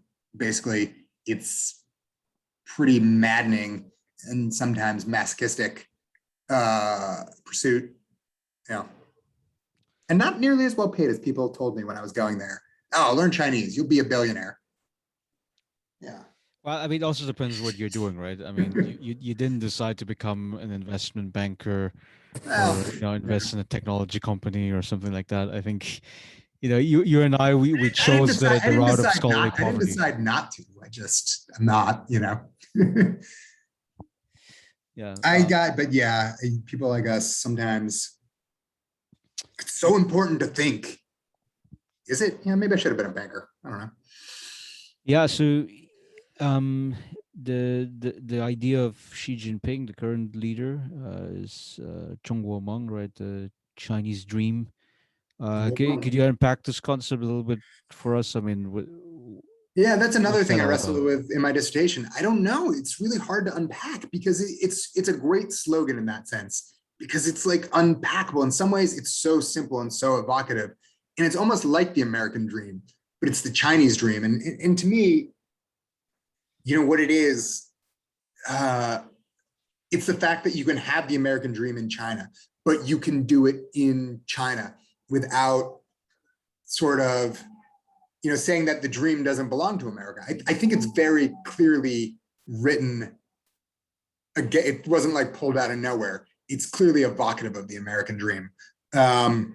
But it's written to this point that like, no, fuck you guys. Like the dreams don't get to be a uniquely American and capitalist thing. And that's like a really good point so it's the idea that you can do anything you want in the world, but you can do it in China under the Chinese system. And so it's shrouded in this nationalism of like, how dare they?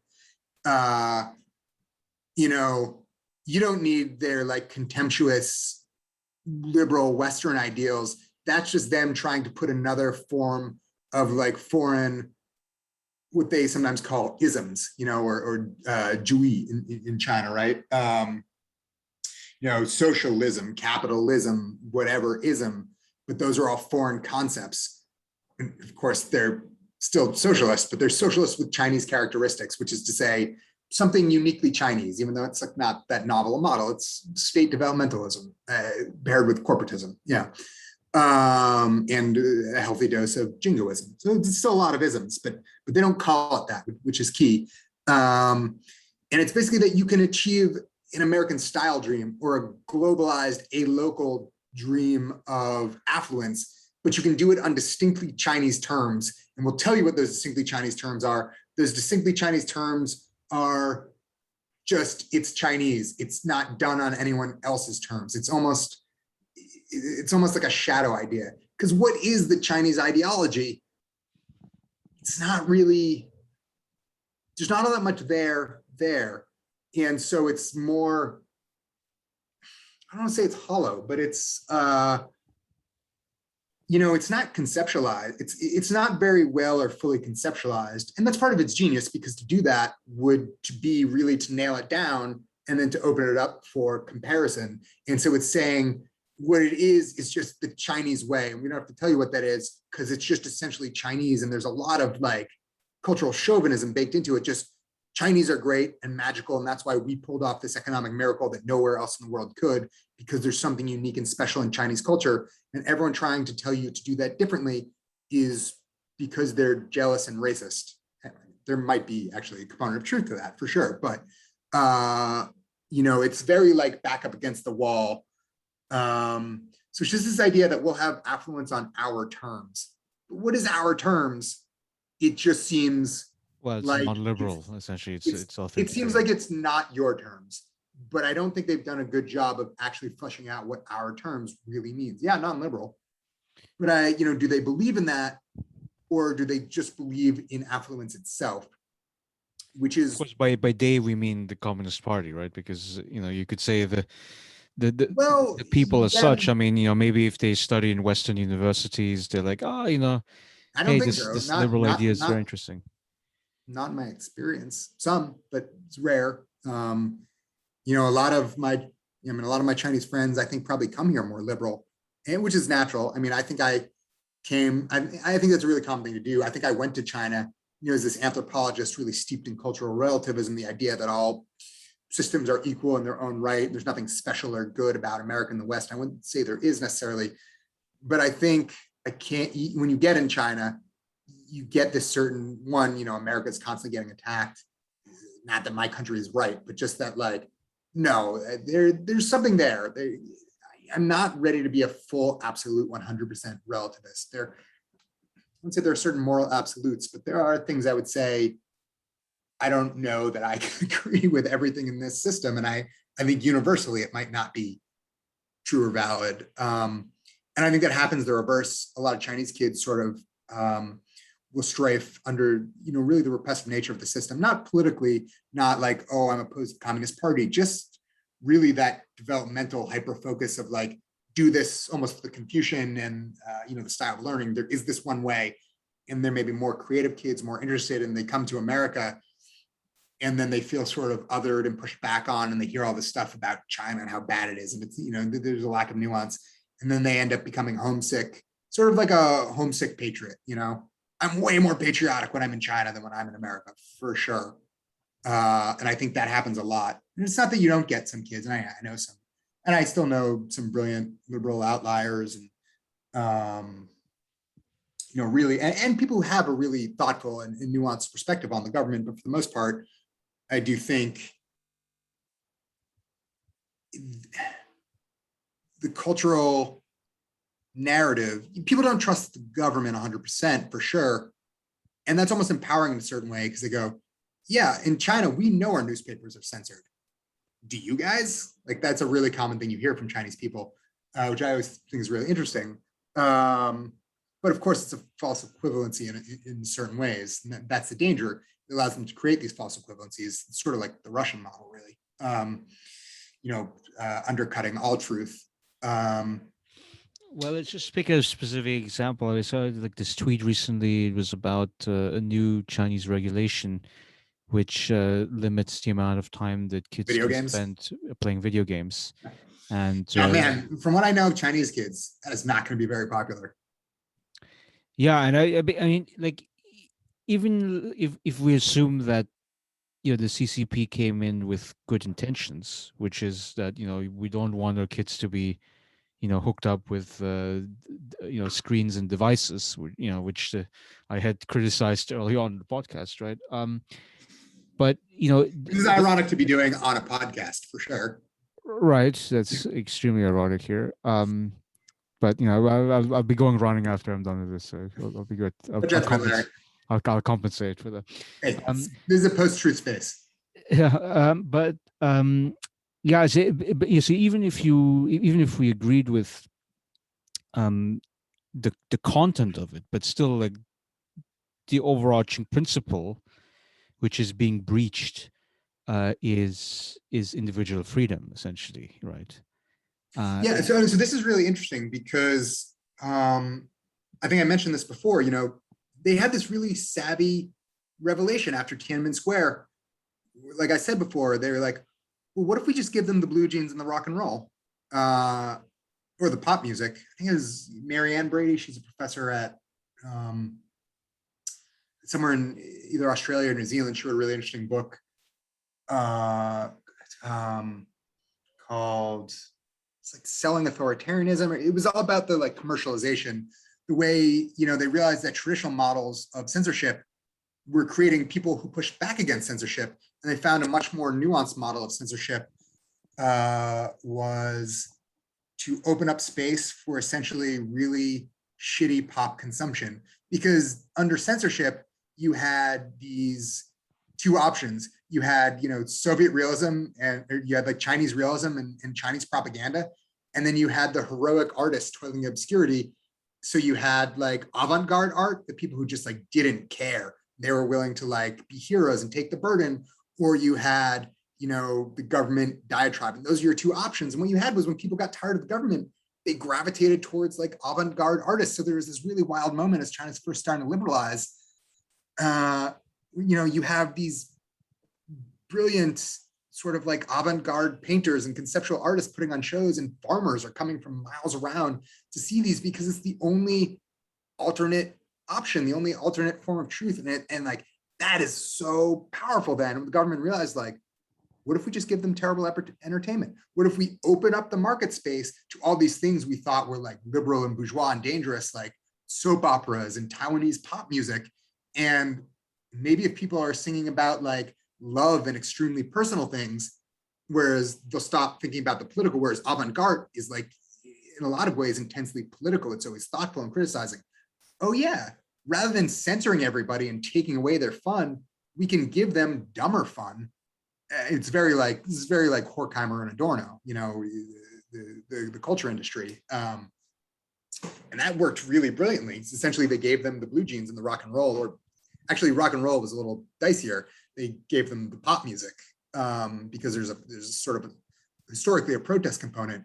And they sort of struck this grand bargain that was, under high socialism, the state was involved in every aspect of your life. And they struck this bargain that was like, the state will withdraw from personal lives, and you will have personal freedoms, and you will withdraw from the space occupied by the state. And it'll be this kind of like detente. We run the state, you run your lives. And there is this space in the middle where those two cross over.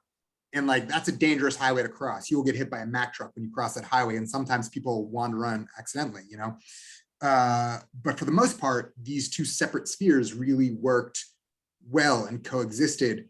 But now maybe that's getting harder in the globalized, internetified world. They've managed the internet very well to this point.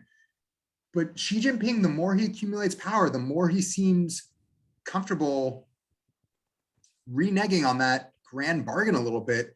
And you wonder, how far can he go? And has he accumulated too much power? One of the great things the Chinese Communist Party did was create this really broad bureaucratic structure. People think of an authoritarian country as being run by one man, like Fidel Castro and Xi Jinping. But for a lot of times, especially in the Hu Jintao era, especially behind the scenes, there was this sort of Chung Lee at Brookings writes about the inter-party democracy in China. But it is within the party.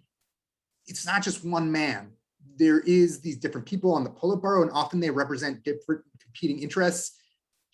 They're parties, not in the traditional sense. They're never named. So rather than dong or party, they usually use the Chinese term pai, like Xinzuo pai, the new left. I guess you'd say faction, right? And they represent factions, but they're never named because no one can ever not be a member of the Communist Party. And they sort of balanced power between each other, and they created this space where, they were a little bit more conservative, for better or for worse, but also in terms of like sweeping legislation and proclamations. And Xi Jinping, since he's come to power, has kind of done away with that system. He's been the most powerful Chinese president, Chinese leader, certainly since Deng Xiaoping, maybe since Mao.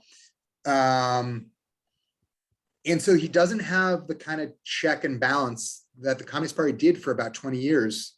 And you have to wonder, he's obviously very smart, very good at doing what he does, but you have to wonder, if it's going to come back around on him, if he's losing perspective because there's no check on his authority, it's the only thing we can hope as people who do truly believe in liberalism in the West, that there has to be some kernel of universal truth to the fact that, like, even when our democracy is under assault and we're starting to question these essential principles, that there has to be something about cooperation and the value of alternate viewpoints to balance each other out. Maybe that'll sink China. Not that that's what I want, not that's what people should want, but that it will sink the idea of authoritarianism, because he does really seem to be unchecked, pushing back into personal life, getting back towards the young, heroic, everybody's a patriot, everybody serves the state. You need to be volunteering, study Lei Feng, give your life to the party. That seems to be making a comeback in certain ways. And Yeah, that's the one area, so many years now, where, as you said earlier, like, not in terms of like political engagement, writing blogs and newspaper articles and stuff like that, but rather personal, you could say silly pursuits, hobbies like, popular music, movies, all which these things. sublimate the energy of the public and allow the government freedom to operate in their Right, but even there, I mean, you can see the reneging. I mean, I saw this article recently about this actress, and she was accused by the state of tax fraud, essentially, not paying her taxes, which, I mean, Yeah, of I course, know what you're talking about.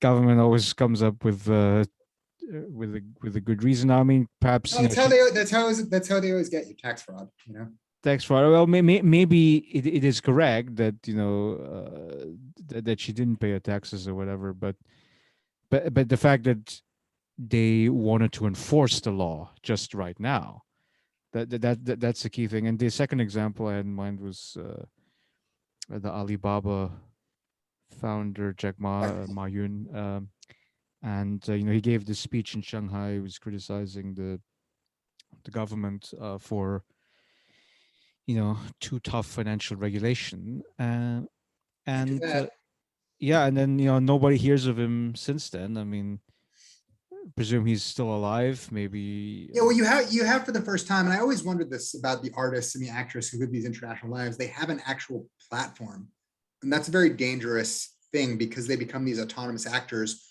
who don't explicitly owe their value creation to the state.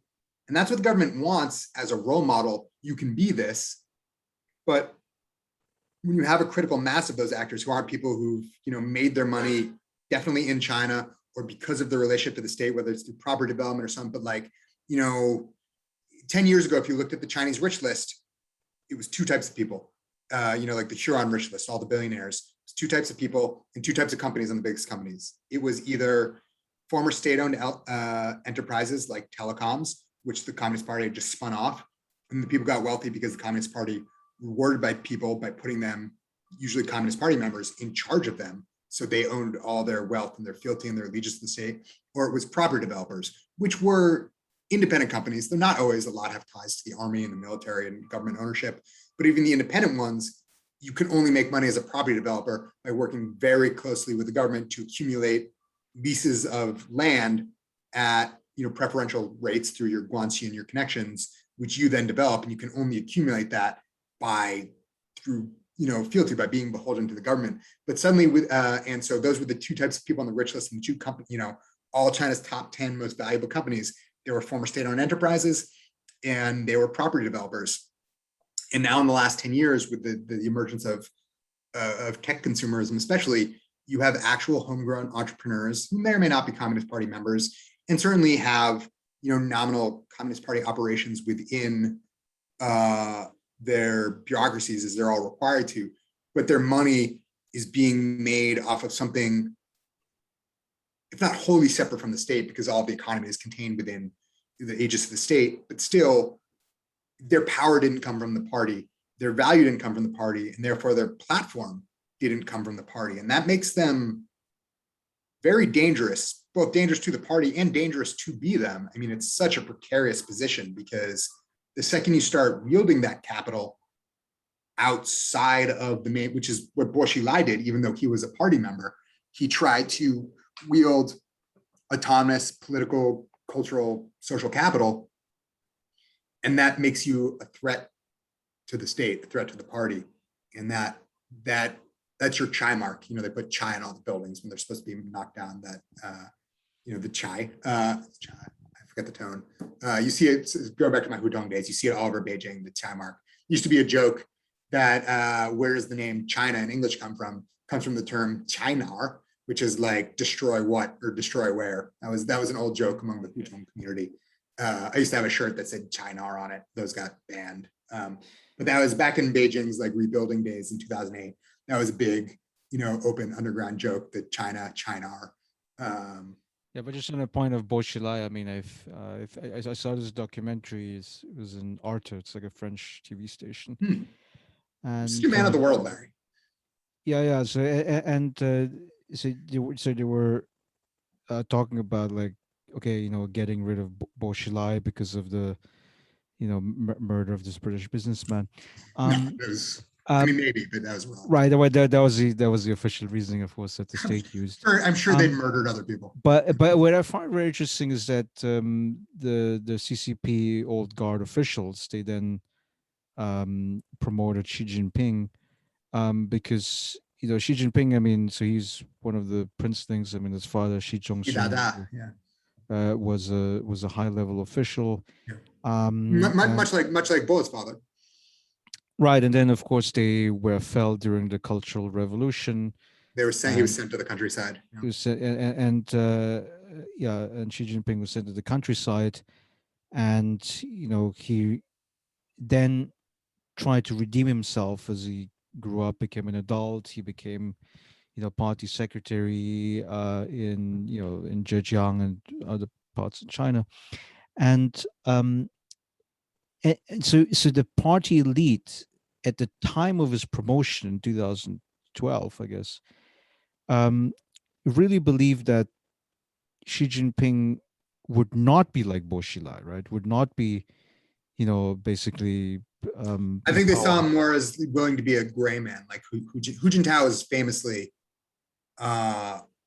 shirked fame and shirked sort of like personal capital.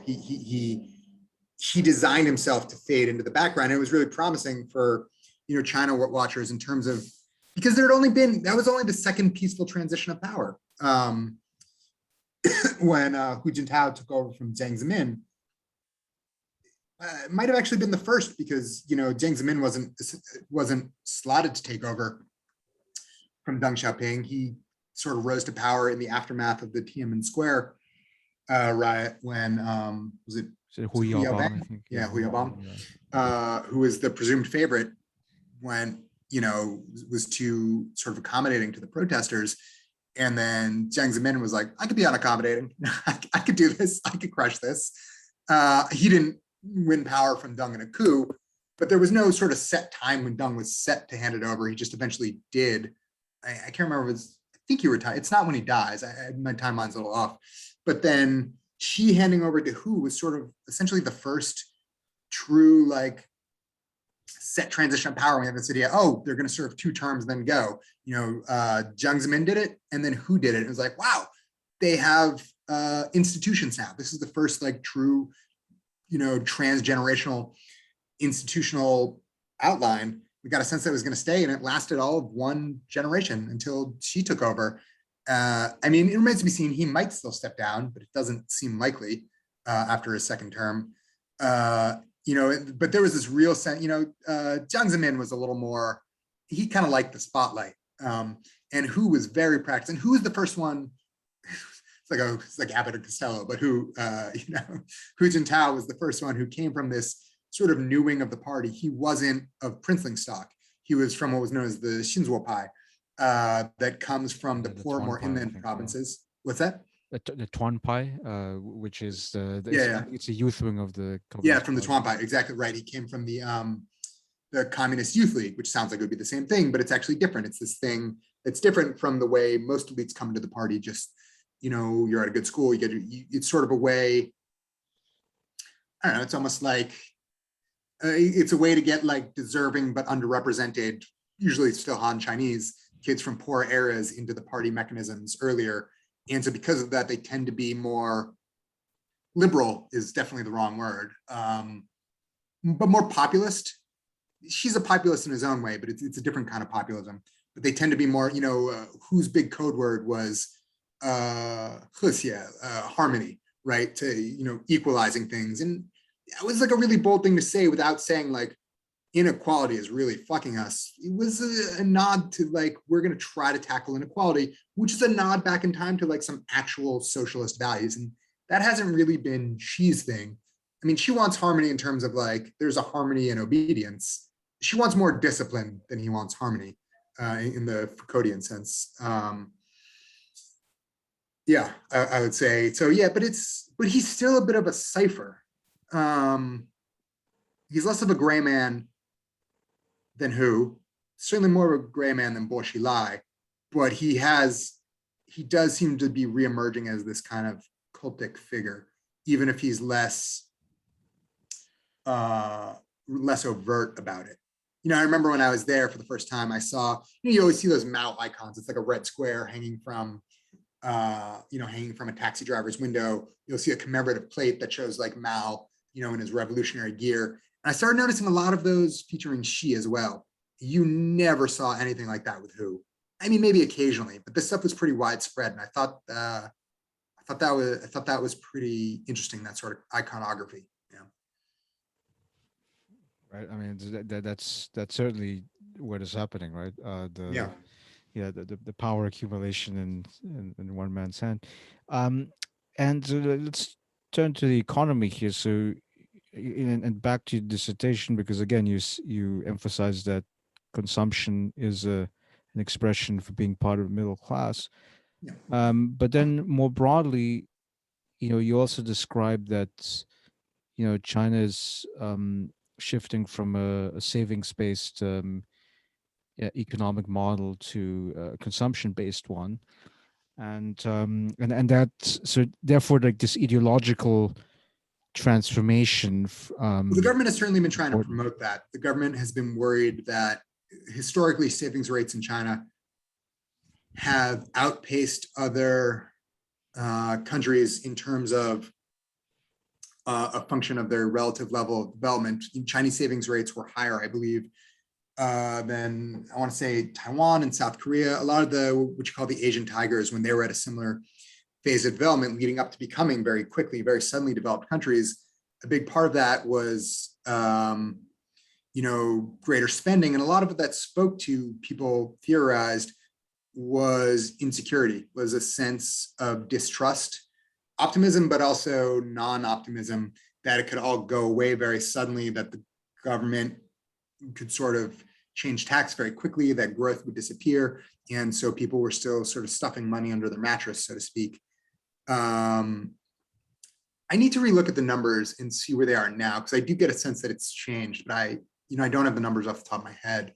But certainly a big part of that was the worry that these overly large rates of savings would then stop essentially the emergence of a domestic services sector, which was hugely keyly important for pushing through what's called the middle income trap, which is what China's been facing for the last 10 years or so. They do seem maybe to be succeeding, but it's not clear. And it's what bogs down a lot of developing countries. Is you start to develop because you have this big pool of labor, and suddenly whatever's been holding you back, the government gets its sort of shit together, and they start throwing money at not institutions, but at infrastructure and things that enable sort of low-level economic processes, and you end up with this hyper fast early stage of development. And you have largely like a production-driven economy, often like a sweatshop. China became the workshop of the world, as they call it, just building cheap things at lower levels of technology, because they had so much labor and so much need for capital, and it could be done. I mean, especially China really succeeded. Probably just, they talk about the Chinese miracle. A lot of it's just economies of scale. But then why does China succeed more than India? There's complicated reasons. And India succeeds in different ways. They probably have more of a service sector in a certain sense. Earlier on, they start building things, and capital comes in, and people get richer, but then the workers get richer and salaries go up. And suddenly what has driven this increase, you start to lose your competitive advantage because now you can't make things as cheaply. But China had what felt like this almost endlessly renewable labor pool. Because no matter what you're building, and you have 1.4 billion people, and if half of them or something are in poverty, some of them get richer, great, send them out and on up the value scale and bring in like the next set of farmers. But eventually China did a really incredible job pulling people out of poverty. It's a very small portion living under the absolute poverty lines. The numbers are debatable. But then if you don't, the problem is, where do the people who move up and out go? And so you have to also be building essentially a services sector and a domestic, production cycle at the same time. And that's really hard to do, because if you're building things for another country, you have capital coming in, but then you need to be servicing the people inside the company to keep the capital circulating and not just, going back out in certain ways. You don't just want them buying Nikes from abroad. You want them, not just sending the money right back out, but you want them buying within the country. And so you had to not just make things for other countries, but build domestic brands and domestic services and all these things that will become self-sustaining, if not autochthonous, but, self-perpetuating. And that's a really hard transition to make. But it seemed okay for a while because they just had so much labor resources. But as they start to essentially run out of poor people, what happens next? And that's what the government has been faced with for the last 10 years or so. And they've known this problem for a while. And that's why they're so dead set on encouraging domestic consumption. And it becomes this whole puzzle of, how do you create a middle class? You need, consumption in a services sector, but how do you create that without a middle class to participate in it? And so it becomes this real chicken and egg thing. And that's what's known as the middle income trap that they've been so desperate to circumvent. And so a big part of that is creating this kind of ruse of the Chinese middle class, is what they argue for. In order to create a middle class in China, they had to convince the world that China already had a middle class. So they would start, dumping in foreign direct investment to kind of like satiate this middle class that maybe did or did not exist. Just to clarify, I think in terms of salary levels, I mean, you could establish that there's more people that, have, money and have savings to Sure. spend on consumption. But the caveat is that the welfare system is, not as developed as it is in, the Western countries. Well, that's one caveat. That's another reason, right? That's another reason for why there is a lower savings rate, of course. Well, why they would have higher savings rate, a high savings rate, because it's Absolutely. about, maintaining, I guess, right. Healthcare crises regularly impoverish people. Mm-hmm. Yeah, I mean, the healthcare costs. Also, education is a big factor. That's why, when they gave up on the two-child policy to, basically make limitless. Right. No school is free in China. People don't realize that. For a socialist country, every school costs money. Even public school, you have to pay a fee. And some people can't actually afford that. Right. So you have schools, so that's for the younger generation. And then you have the health and the retirement spending for the older generation, which is, of course, the one age category that's growing at the fastest rate. Yeah. And that seems to suggest to me that, that there's like a long transition process where essentially what the Chinese government would have to do is to, match the, you could say, welfare provision as of the Western developed world. I mean, and certainly they already have the ideological repertoire, the 中国特色社会主義, right? The special socialism. Certainly have the ideological repertoire, yeah. Yeah, so they already have the ideological repertoire. Now they just have to put the freaking. What is the value in that? I mean, and that's a question I examine. I'm not sure. Is there true value in an ideological discourse? It certainly has effects. I mean, it certainly shapes social structure, I would argue. I don't know what it necessarily accomplishes always. So you still think that it's like, I mean, because it's an authoritarian society, so you could say that the government could just legislate any changes in the welfare system. Certainly that. Yeah, well, I mean, but within reason, they're pragmatists. I mean, it's not that they don't want, a better welfare system. So there's obviously a money problem. I don't think they've just decided not to do it. There's an infrastructure and, how to get these services to the people. And I think part of the Chinese dream is maybe an implicit promise that these things will arrive. It's not as neoliberal as we sort of think of our American dream. It's not as focused on this ethos of autonomy and pulling yourself up by the bootstraps. But it's also, it doesn't make any clear promises. It promises general affluence, and I think a welfare state probably is part of that. But they don't make any clear promises about it. So I think there's, and this is where economists will do better work than I can, but I think if they could have, they would have already, I think, in terms of building these institutions and, these pipelines. It's a country of 1.4 billion people. I mean, it's just massive, and it's hard to do, especially maybe in a hybrid market system. That works really well for building subways. Say, fuck it, we're going to move this building, we're going to move these million people. It's less always effective for building services, and that's what they struggle with, and paying for those services, because then what pays for it if there's no market, it becomes very complex. And that's not my specialty, but I know these are structural problems that face China, and then compounded by demographic issues related to then who's going to fill these jobs. Now that they're turning their back on the one-child policy because they realize they have this massive demographic crush of an inverted pyramid. It's like I'm thinking an Illuminati sign. Because you have this rapidly aging population of two parents and only one child to support each of them, and that's as China's gotten healthier and wealthier, that becomes even more of a problem, because now suddenly these parents are living and they need to be cared for. Right. I mean, so filial piety, of course, is an old Confucian concept, sure. Right? And I just want to, I got to go at 5:30. So we got about, if you want to keep going, we got about 25 minutes left. Yeah, sure. Yeah. I read somewhere that, it's in classic Confucian thinking. I mean, there's like 3 ways how you could violate the filial piety principle, right? Which is, you don't have children, you don't bury your dead parents, and you don't take care of them in old age.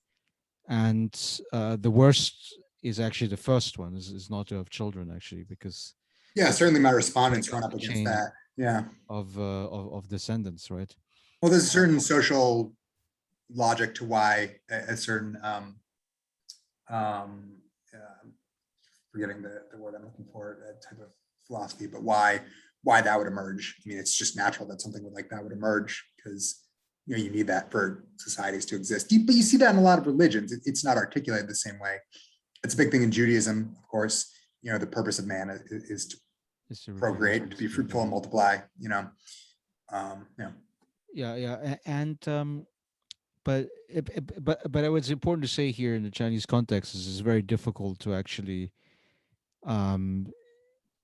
follow that principle. I mean, as we established earlier, because it takes a lot of money to raise children. Right, that's what a lot of the urban residents are pushing back now. Oh, I can have 2 children. How the fuck am I supposed to afford a second child? I mean, I can barely afford one right now in my small ass apartment, with the cost of schooling and the cost of all the investiture that's expected of me to make him a competitive person, him or her.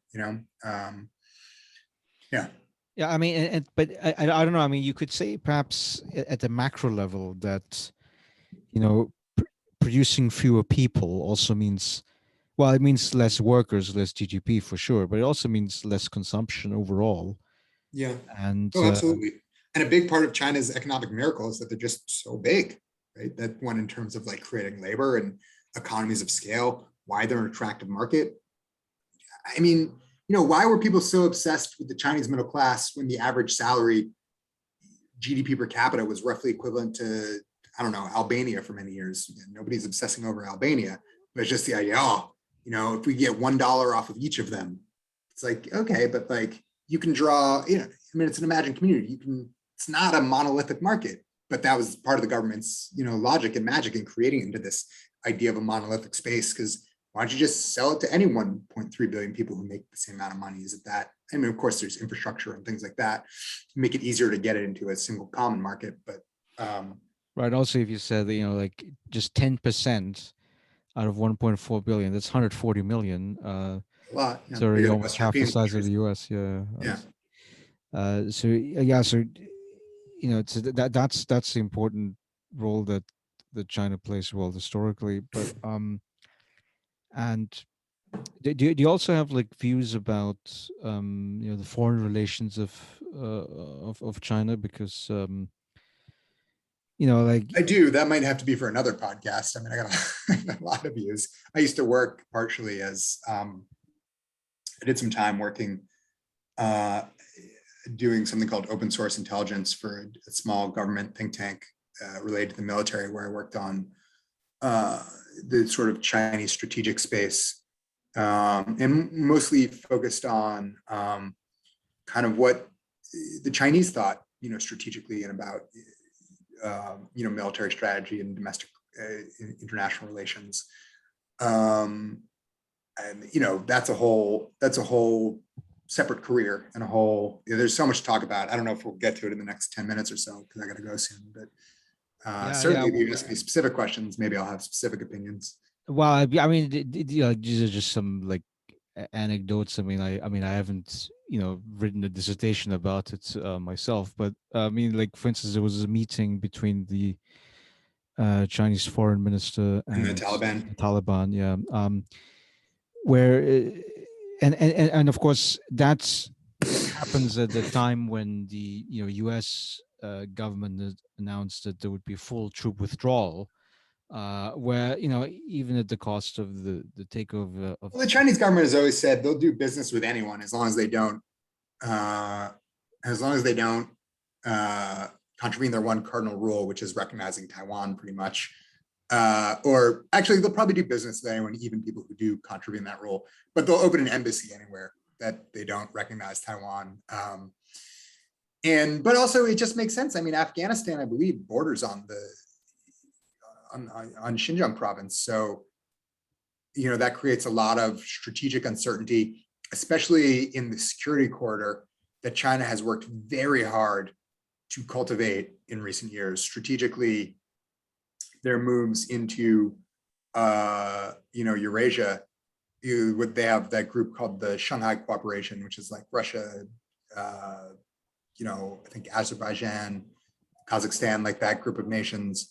The Eurasian corridor is very important to them, partially as a potential corridor to Europe and as like a back channel in case there ever is, a big war with kind of NATO allied countries and Taiwan that cuts off their entire eastern seaboard.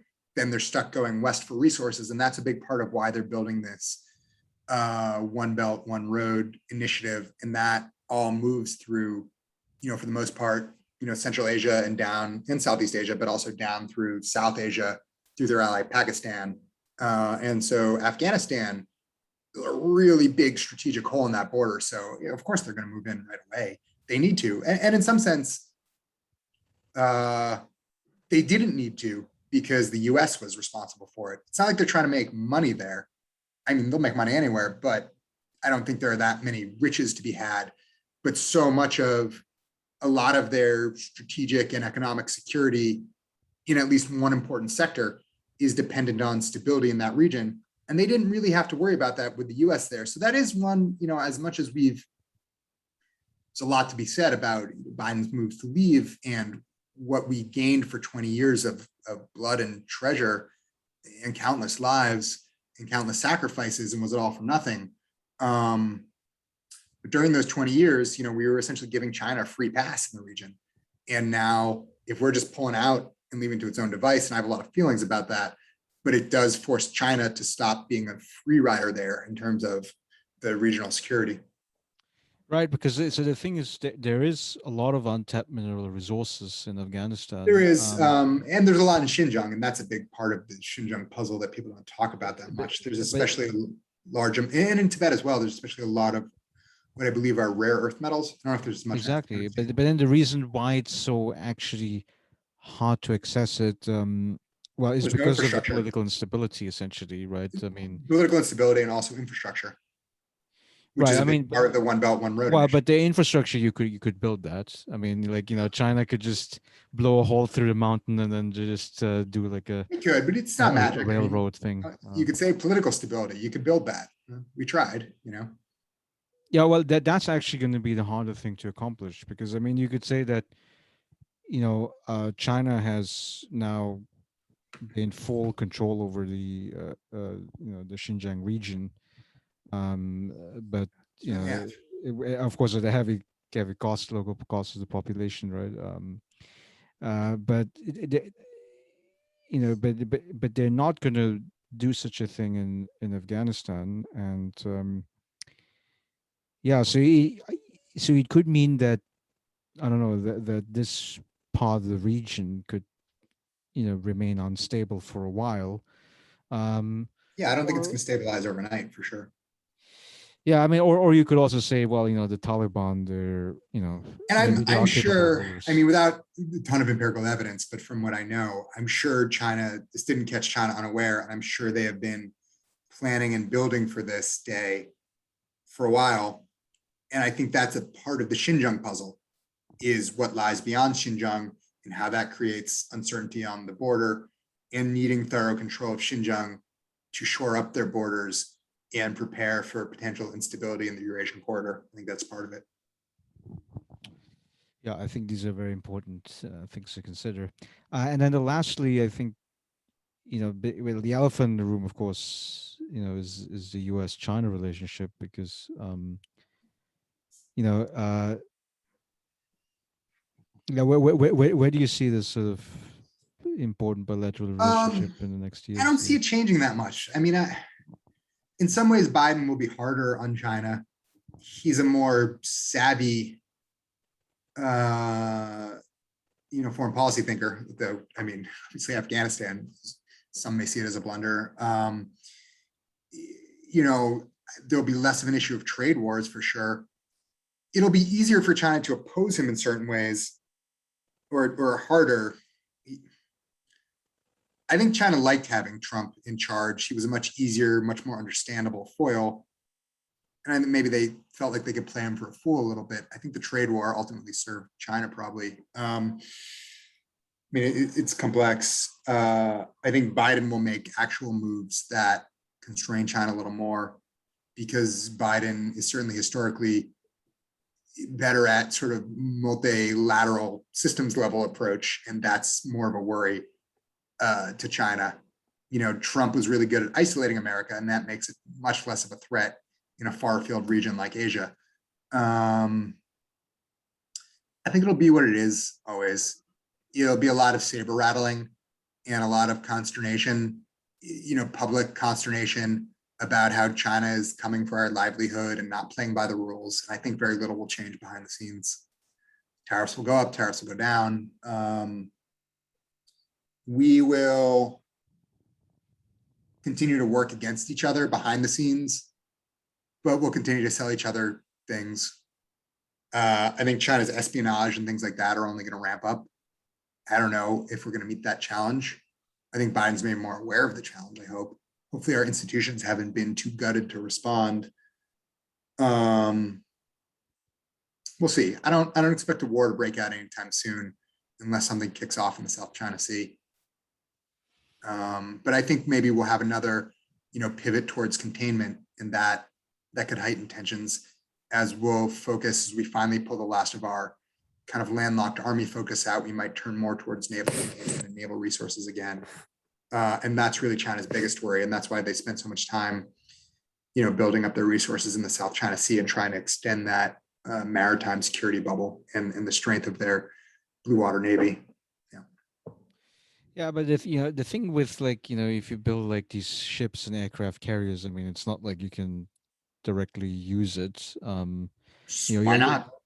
But you've got two nuclear powers, and so I'm actually very hopeful that you know um I that don't see a the hot war relationship is breaking not, out yeah, anytime exactly, that soon. it's not going to escalate, and also because there's so many issues that where we have to come together as a world Yeah, community. I mean, we saw with the pandemic. and China and the U.S. need each other. There's still the issue of debt and essentially mutually assured economic destruction.